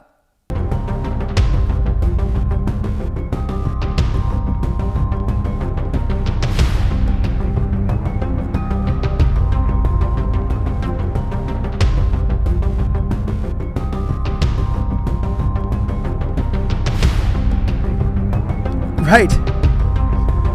And look at them all wearing masks. Where do you think ICE got the idea that they would all wear masks? I wonder where that idea came from. Outside the Supreme Court in West Jerusalem, alleged rapists said they'll fight for justice and they'll win. And they will, because the courts are stacked. It's all a setup.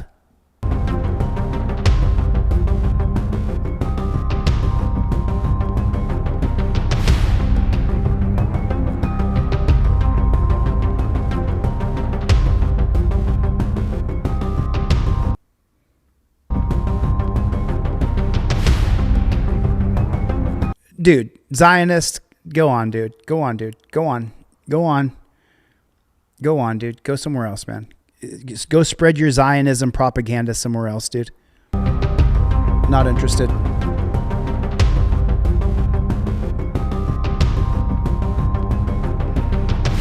Look at that. I mean, look at how human beings are treated. And this is not just Israel. This is how our government treats people too.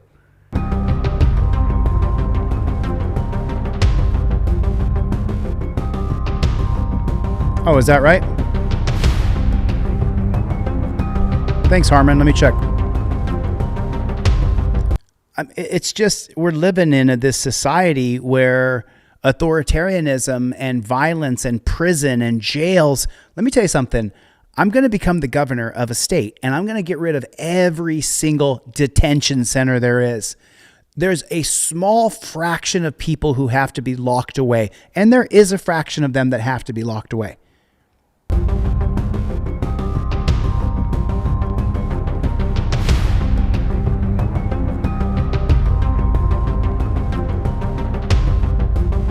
Got you.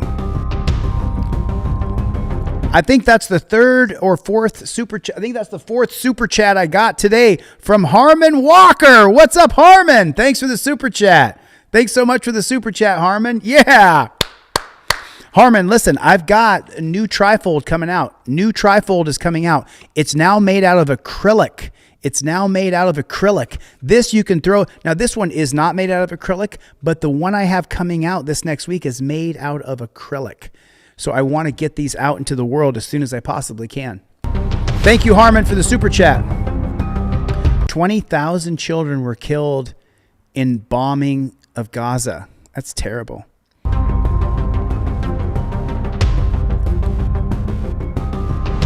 So she said she did that?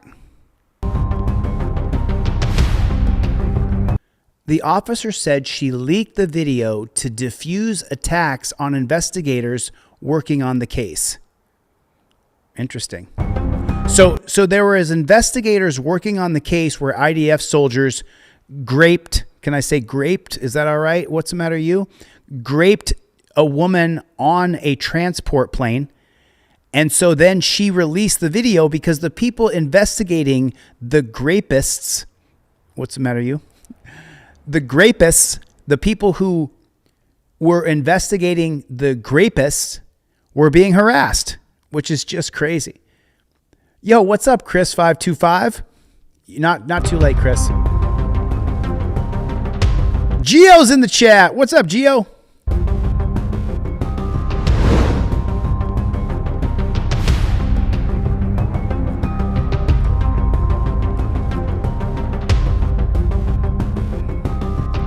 And then once again, Israel leaders' outrage is centered on the crime of leaking the video instead of the alleged graping.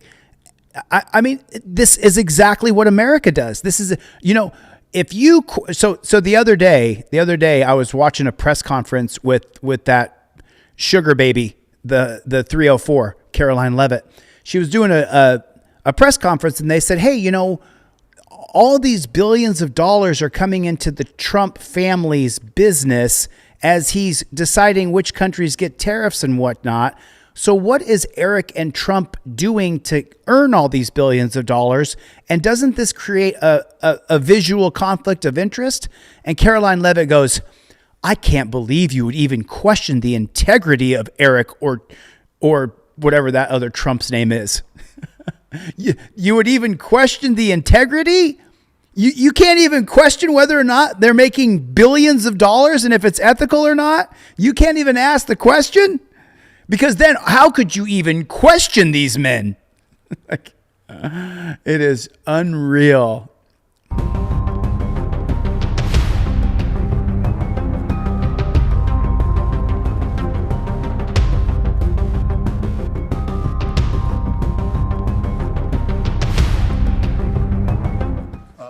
The incident in SDE Timon caused immense damage to the image of the State of Israel and the IDF, to our soldiers. This is perhaps the most severe public relations attack that the State of Israel has experienced since its establishment. I do not recall one so focused with such intensity. This demands an independent, impartial investigation, and I expect such an investigation to be carried out. Okay, so let me show you the video that they're talking about. Let me show you the video that they're actually talking about right here.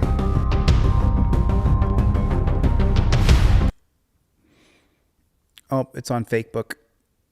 I guess they took it off of YouTube completely. You can't find this video anywhere on YouTube.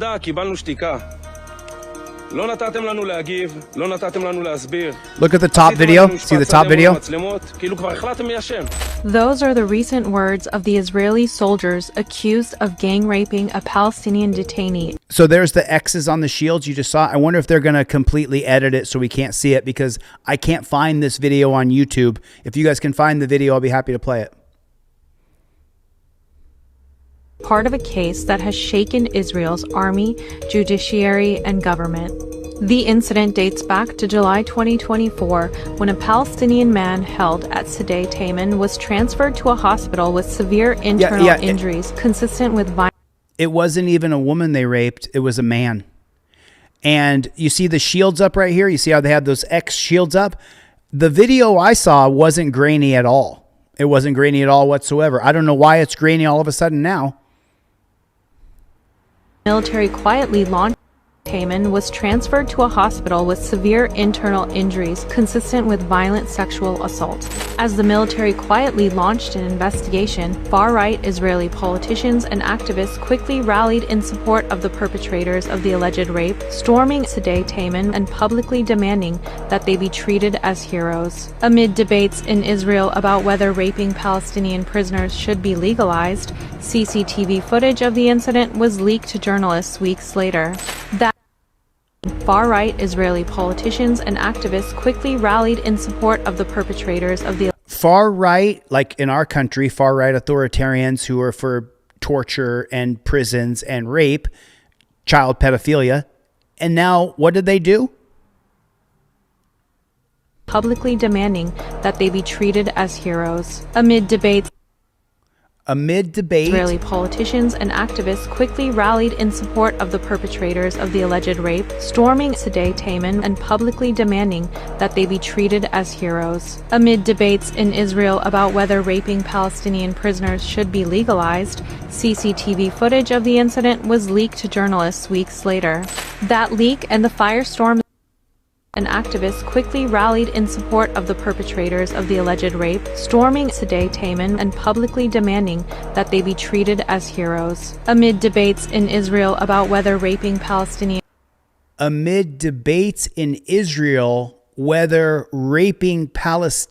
prisoners should be legal. We have gigantic, vast differences with the state of Israel. We have gigantic, vast differences in morals and ethics. I want nothing to do with a society that approves of raping people. When I was a kid,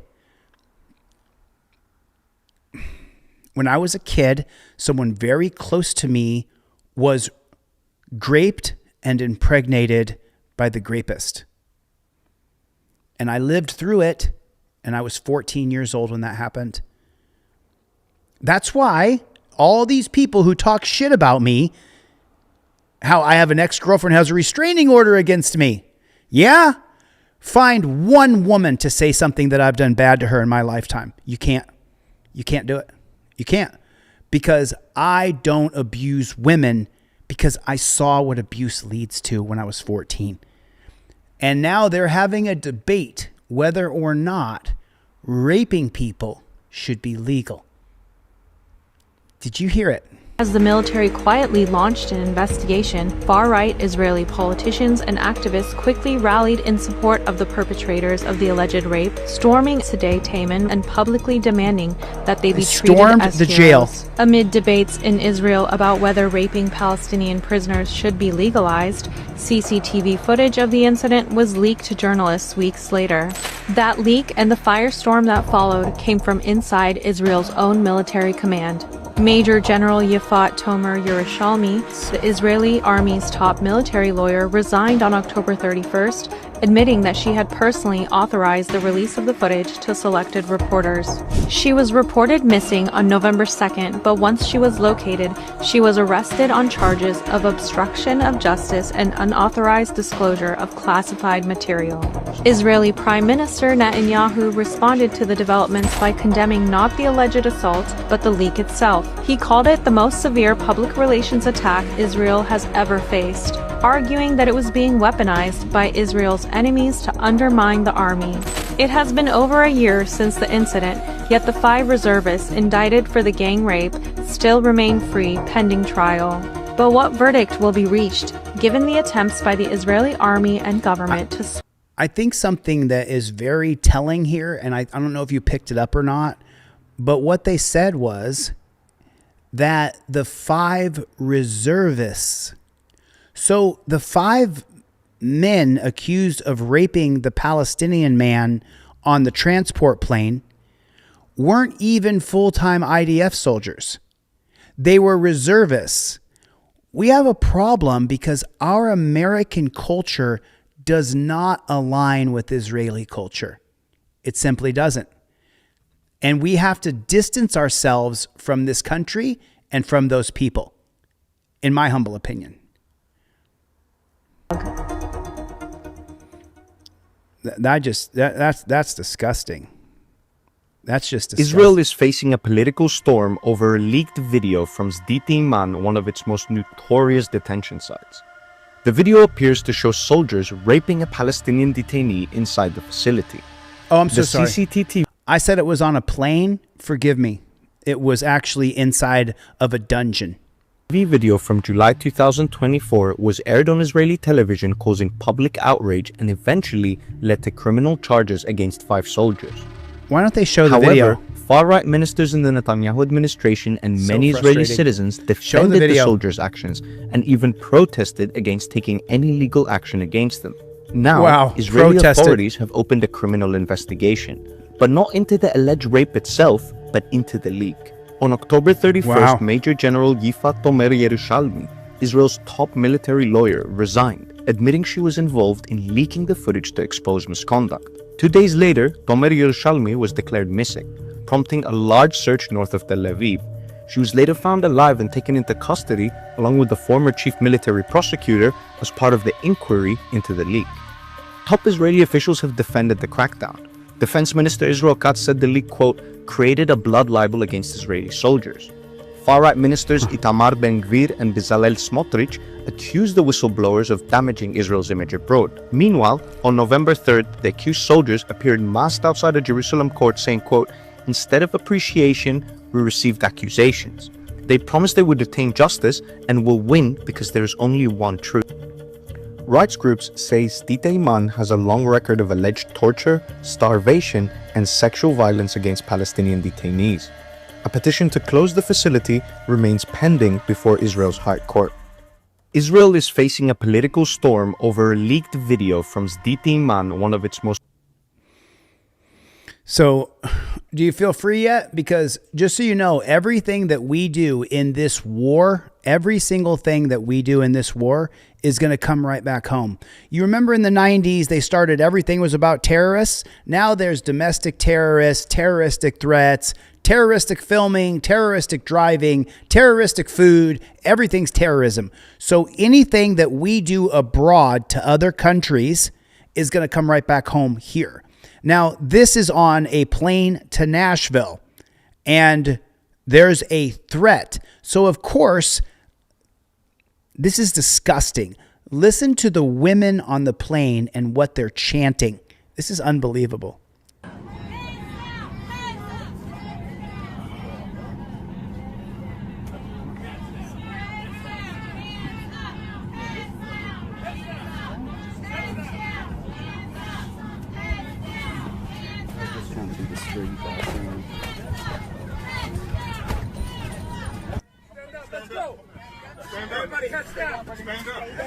They're all chanting, heads down, hands up. It reminds me of being in jail, is what it reminds me of. Overturn Terry versus Ohio. What's up, Playboy? Good to see you, man. Stand up.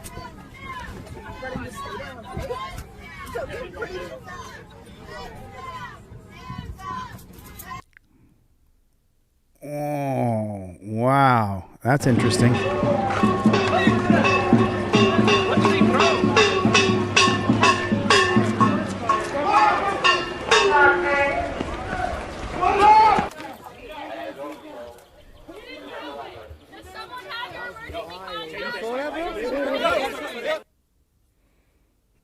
Really? The NYP identified 2 suspects after an attempted bomb attack outside Gracie Mansion, the residence of Zohran Mamdani. Now, listen, I know a lot of you guys...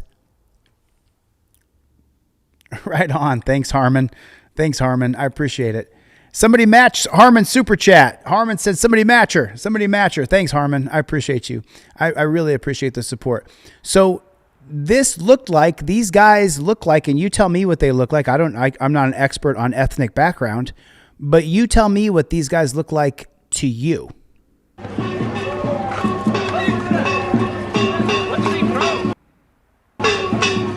Middle Eastern of some kind. Either Palestinians or Jews or, I mean, thank you, Harmon, for the support. I really appreciate it. God bless you.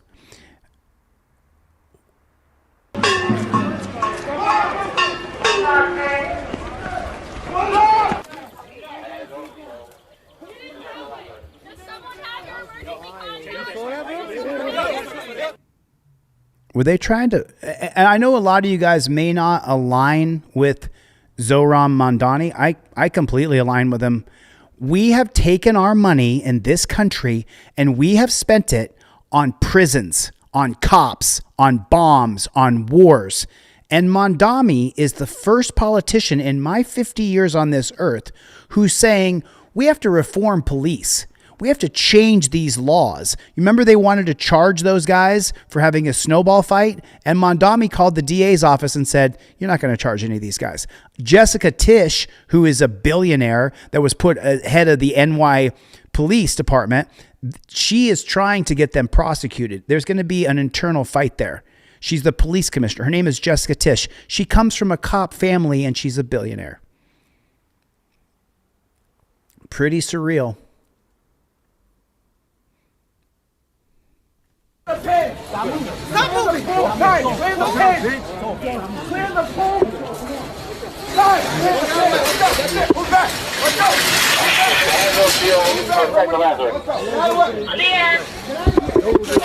Right now. Right now. Fuck off, guys. People are moving down. 8-7.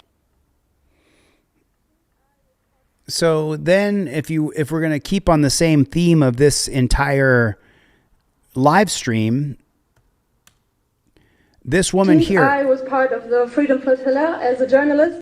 This woman was part of the Freedom Flotilla as a journalist. And what this German woman did was she got on a boat, filled it up full of food and water and basic supplies so that the Palestinians would have some food and water and basic supplies. She got on a flotilla and she went into Gaza.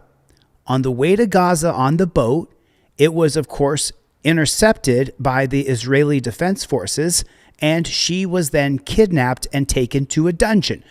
This podcast has been about how Israelis military are raping people. And this woman, she says that she was kidnapped on the flotilla and then that the Israeli soldiers raped her. I was part of the Freedom Flotilla as a journalist. I was on the journalist and medical boat, the Conscience, on the way to Gaza this fall. Around 100 nautical miles away from the coast of Gaza, we were intercepted. We were put into prison for 5 days. And in a speech, as a woman, I want to talk about the sexual violence I experienced in prison. Really? I do not want to talk about it just to put the focus on myself, because it is nothing personal, it is nothing individual, and it's nothing that I should be ashamed about. We were transferred from one prison to another, and during the strip searches, I was raped. I'm sharing this to say it again, and not just for me, and not just because I'm the only one that experienced. We need to divorce Israel. We need to divorce Israel. Put a 1 in the chat if you agree that we need to divorce this country. We have to get away from this country. We already have that going on here. We don't need more of it coming from the Middle East. So she's getting raped as she does humanitarian aid. They take her in and they rape her. It is nothing individual, and it's nothing that I should be ashamed about. We were transferred from one prison to another, and during the strip searches, I was raped. I'm sharing this to say it again, and not just for me, and not just because I'm the only one that experienced it, because this is not true. I'm sharing it for all the women who experienced sexual violence. She's saying that she was not the only woman who was raped by the IDF. She was raped by Israeli soldiers. That's what she's saying right here. You can hear her saying it. I'm not the only one. That's what she just said. And sexual torture in the prisons. For all the women who have experienced similar horrible things in the prison and probably are experiencing them right now as we're speaking on this conference. I'm speaking on behalf of those who did not survive those attacks, those who cannot speak about it because they're still in prison. And again, I am not the one that should feel ashamed. It is the Zionist states and its prisons, his guards, who should feel ashamed. But on the other hand, there's nothing else to expect from states like those. A couple of times we heard from Palestinian prisoners, especially from female prisoners, about the situation in the Zionist prison. So what else should we expect from Zionist prisons, from the Zionist fascist states? What did she hear, though? One thing. She didn't say what she said. We're hearing from the Palestinian women who were also put in Zionist prisons, but she didn't say what they said. I imagine that they said that they were raped as well. Could you imagine in America? Well, I mean, I guess it would be because here in America, you go to jail for anything and everything, right? You can get arrested because the cop doesn't like you. And I mean, I think that we're going to get into that story. Let's OTVO, overturn Terry versus Ohio. We're going to get into that story. But could you imagine if here in America, every time you got arrested, you just got raped with it? I mean, it's very important. It did not break my will. There's so many role models, so many women comrades, so many brave women I take a lot of strength from. And looking back at history, women have always been stronger than that. And I will end my speech with saying this. I will not stop fighting for justice. And Don Andre Investigations is in the chat, everybody. It's a tiny little room tonight, man. Just a couple hundred people of the team DLZ here. But thanks for coming, Don Andre Investigations. Got Gio in the room, too. End the violence until every woman is free and has received justice. I will not stop fighting until... Wow. She got cut off there. I was part of the Freedom Flotilla. Gio said, where do you think that fucking blue line came from? Could it have come from the Israeli flag? I'm not quite sure. I'm not quite sure.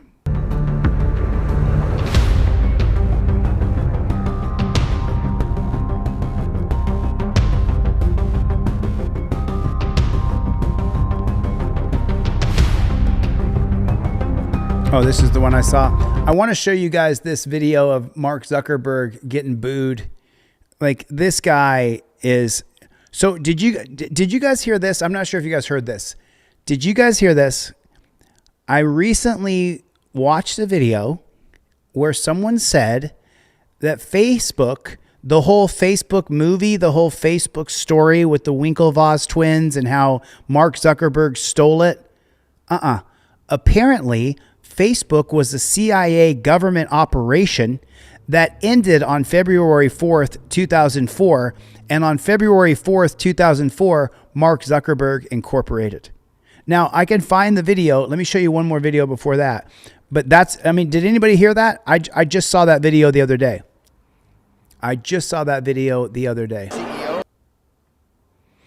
And now this guy, look at all of our media is owned by Israelis. Everything that we hold near and dear to our heart has been sold off to another country or people who are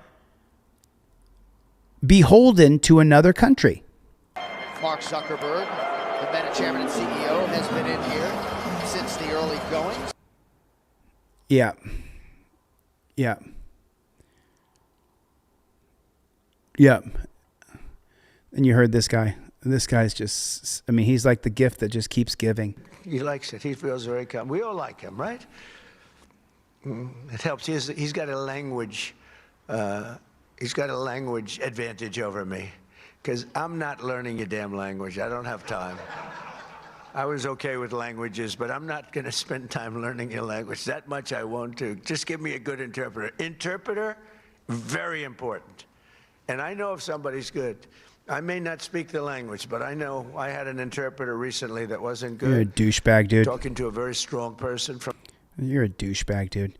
So I just want to show this to you. So take a look at Ben Shapiro's eyebrows. President Trump went directly after Tucker Carlson. He said, quote, Tucker... Those eyebrows are not real. You guys know that, right? He did not have those eyebrows before. Why are those eyebrows like that? Can anybody help me out with that? Why? I have not read Whitney Webb's book yet. I've been a little bit busy. But what happened to this guy's eyebrows? Do you guys know? Because, like, I start stuttering. How did he get eyebrows like that? Does anybody remember? Does anybody remember him having Life Under the Microscope? What's up? Does anybody remember him having eyebrows like that? Because I don't remember those eyebrows. Do you? Do you remember that? I don't remember that. I don't remember. Let me see. Let me just. What's his name? Ben Shapiro.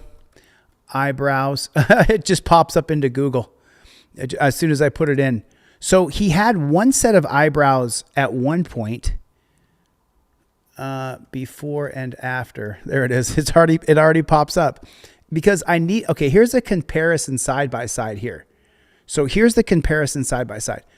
Why did he do this to himself? I cannot figure out why he did this to himself. I'm completely confused. I mean, take a look here. There it is. He used to have eyebrows that look like that. That's what his eyebrows used to look like. And now he has eyebrows that are twice as thick. They're twice as thick. Do you think maybe he was threading those before?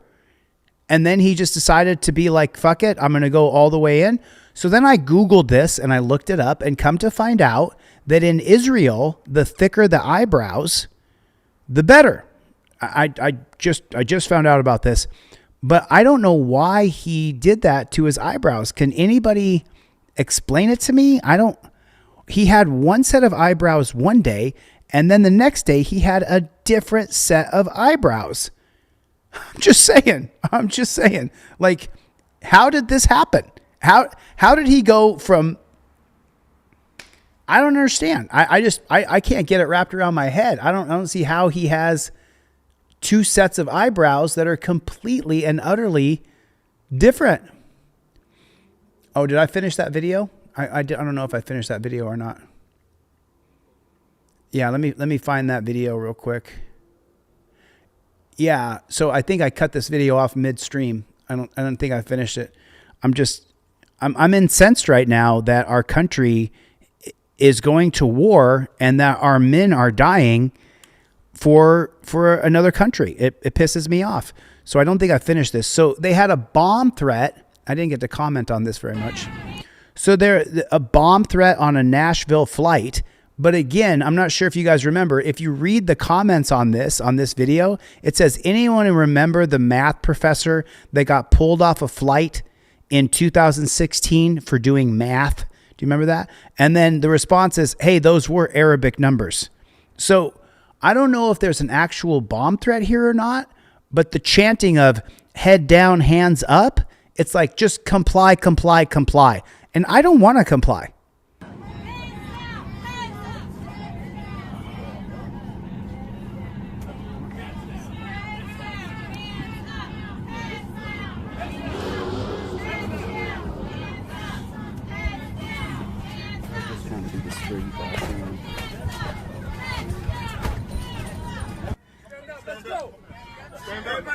It's so stupid. It's just preposterously stupid. Because if there was a bomb, it wouldn't matter if they were dressed up like G.I. Joe loser or not. If there was a bomb on that plane, it would blow up the whole plane. And everybody on it would die. It's just so stupid. It is just so stupid.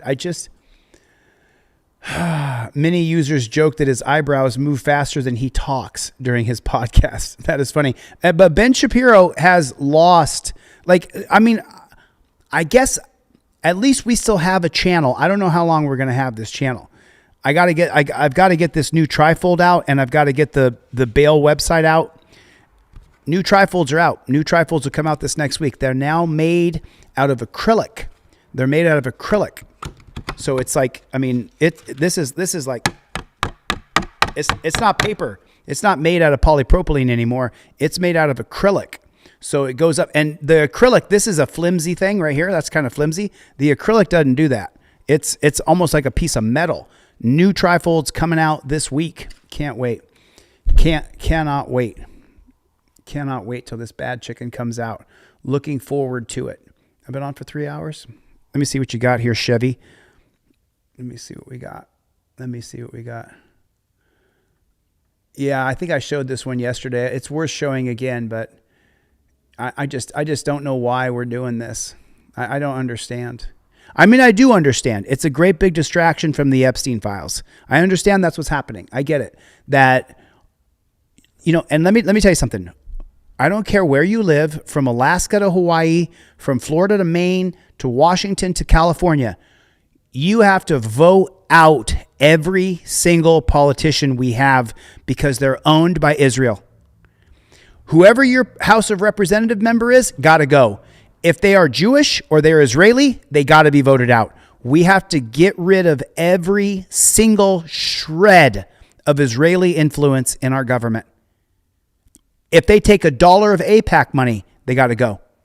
You got to get rid of every single politician who is beholden to Israel, because a good portion of them are on camera caught by Jeffrey Epstein either banging hookers or banging kids.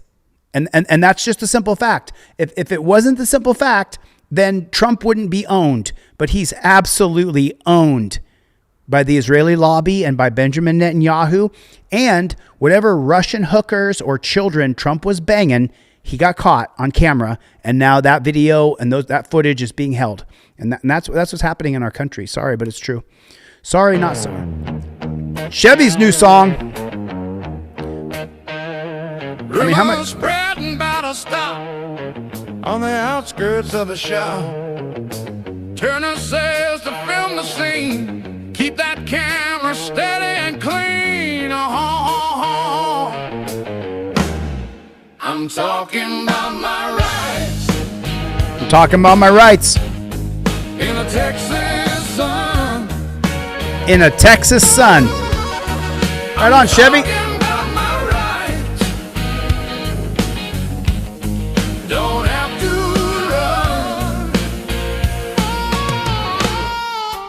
Officer says step on out. Mims and Wilson, there's no. You're not going to find those files, Mikey.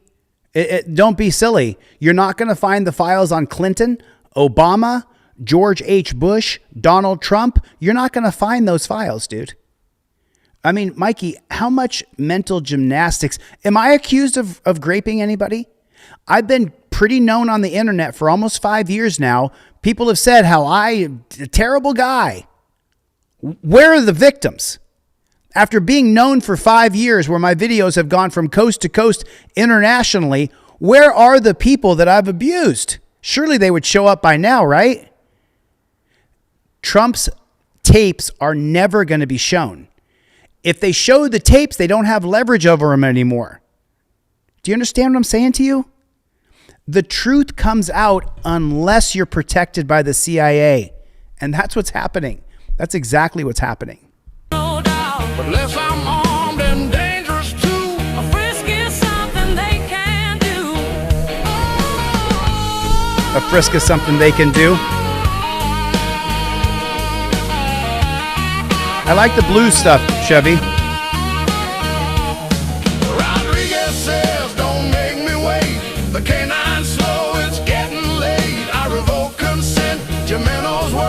The plain smell rule, that's just absurd. He's talking about Rodriguez versus United States. You can't extend the stop to search a car. He's talking about Florida versus Gemino, 1991. You can revoke consent if you give consent to search your car.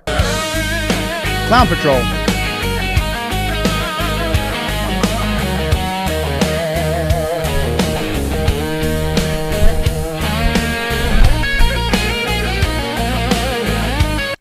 Mikey, what I was trying to say, and I got a little bit ahead of myself, is the little amount that I'm known in this country, nobody has come forward.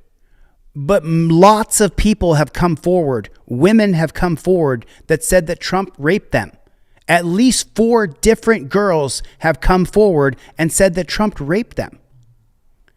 You figure a creator like me who's got a bunch of people that hate him, some chick would come forward just to jump on the bandwagon and be like, yeah, he did it to me, right? But no one's come forward. But Trump, the most powerful man in the world, there's 4 chicks who have come forward that said Trump raped them. I don't have any. You see what I'm saying?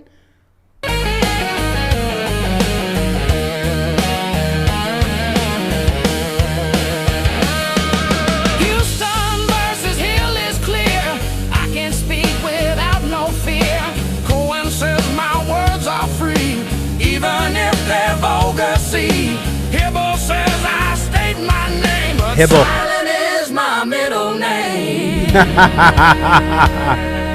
Silent is my middle name. Fifth Amendment. Fifth Amendment. Keep it shut. Life under the microscope. I know you do, Mikey.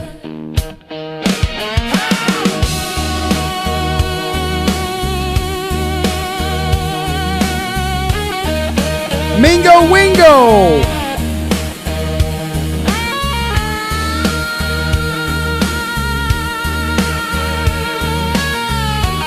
I thought Scott Dick Lips was gone now. I thought he'd retired, Mingo Wingo.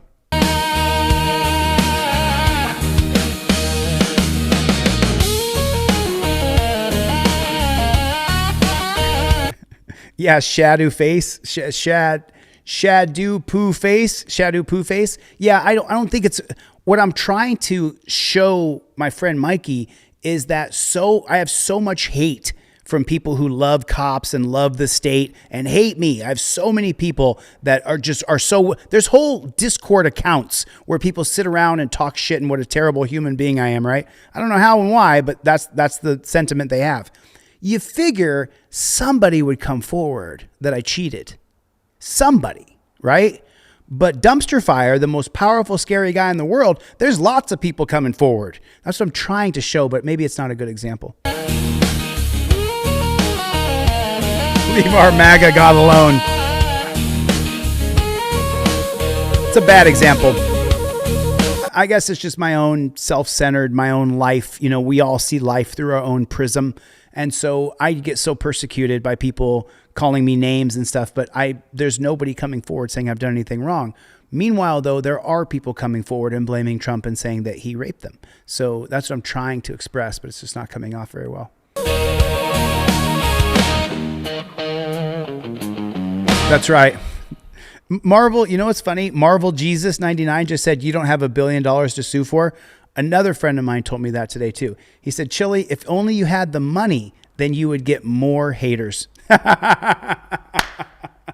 If only I could get to the 7-figure class, then I would get some real haters.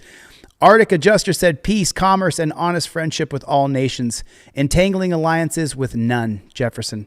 Wow, that's a great idea. We have to get away from Israel. We have to get away from them. It's a bad country with bad culture, bad politics. You know, it's just, I didn't plan on talking about this, Gabriel, but thank you, Arctic Adjuster. I really appreciate that super chat. Thank you, Harmon. Thank you guys for the super chats. There's about 5 or 6 super chats came in. I'm really grateful. Thank you. I'm sorry that I'm not here more, but I appreciate you. I really, really do. I mean, and Chevy, that's a great song, brother. Everybody do me a favor. Put in the chat. Nice song, Chevy. Nice song, Chevy. Thank you, April. I appreciate that. I've been on for a little over 3 hours. I see Javro in the chat. Really appreciate you coming. Life under the microscope. I see you, brother. I see you, man. Oh, shit. Are we still rolling? Are we still going? I hope we're still going. Are we still going? Okay, shit. It just cut out. Captain Blowfly. I guess you won't get a member of the 7K club. Small Miracle Garages. Hey, Small Miracle, I heard from Lynn Davidson today. I made an announcement earlier. Sally Stanley, been a member for over a year, almost a year and a half. Thanks, Sally. I heard from Lynn Davidson today. We will do a fundraiser for him. We're going to do a fundraiser for him, for Lynn Davidson. This guy is battling it. He needs a wheelchair. We got Eric a wheelchair. We're going to do the same thing for Lynn Davidson. Just let me get on track here, and then let me get these done. I'm almost done with these new acrylic trifolds. The new trifolds are made out of acrylic. The top is cut off because I have branding on there that I don't have trademarked yet, and I have branding on here that I haven't trademarked yet. So I'm going to trademark the branding on the top of this on Monday, and then these new acrylic trifolds will come out. It's an 11-step process, and it's just so much easier to follow. It is so much easier to, and then you can't tear it. You can't break it. You can't rip it. You could scratch it, I think, because it's made out of acrylic, but it's really cool. These new acrylic trifolds, I can't wait. I can't wait to get these out. So we're going to do Lynn Davidson, Small Miracle Garages. Let me get these acrylic trifolds out, and then I'll have a little money myself to throw into the GoFundMe for Lynn Davidson, because we got to help him. We got to help him. Soon Heaven, Dr. Shiva. Oh yeah, I didn't read your super chat. You said Dr. Shiva. I'm sorry, Soon Heaven. I didn't read yours. Soon Heaven said that Dr. Shiva also doesn't take money from AIPAC and is not owned by Israel. So we may be able to. Harmon Walker gave away 10 gifted memberships. Right on, man. Right on. Right on. Let me read those memberships. Brick Yo got a membership. Larry Sykes, Blue Band got a membership. Reptiles got a membership. Bitcoin Shoe got a membership. McNugget got a membership. Good to see you, McNugget. Tammy Barton got a membership. Right on. Thank you so much, Harmon. Thank you so much, Harmon. I cannot wait, you guys. We're only a few days away from the new trifold being done, and it's now made out of acrylic. This one is not made out of acrylic. This is just a sample, so I would understand what it was going to look like when it's on a static card. I mean, I could print these like this, because this is 30 gauge right here, but I don't want this to get ruined with water. I want your trifold to last forever. And that's why I'm going to make them out of acrylic.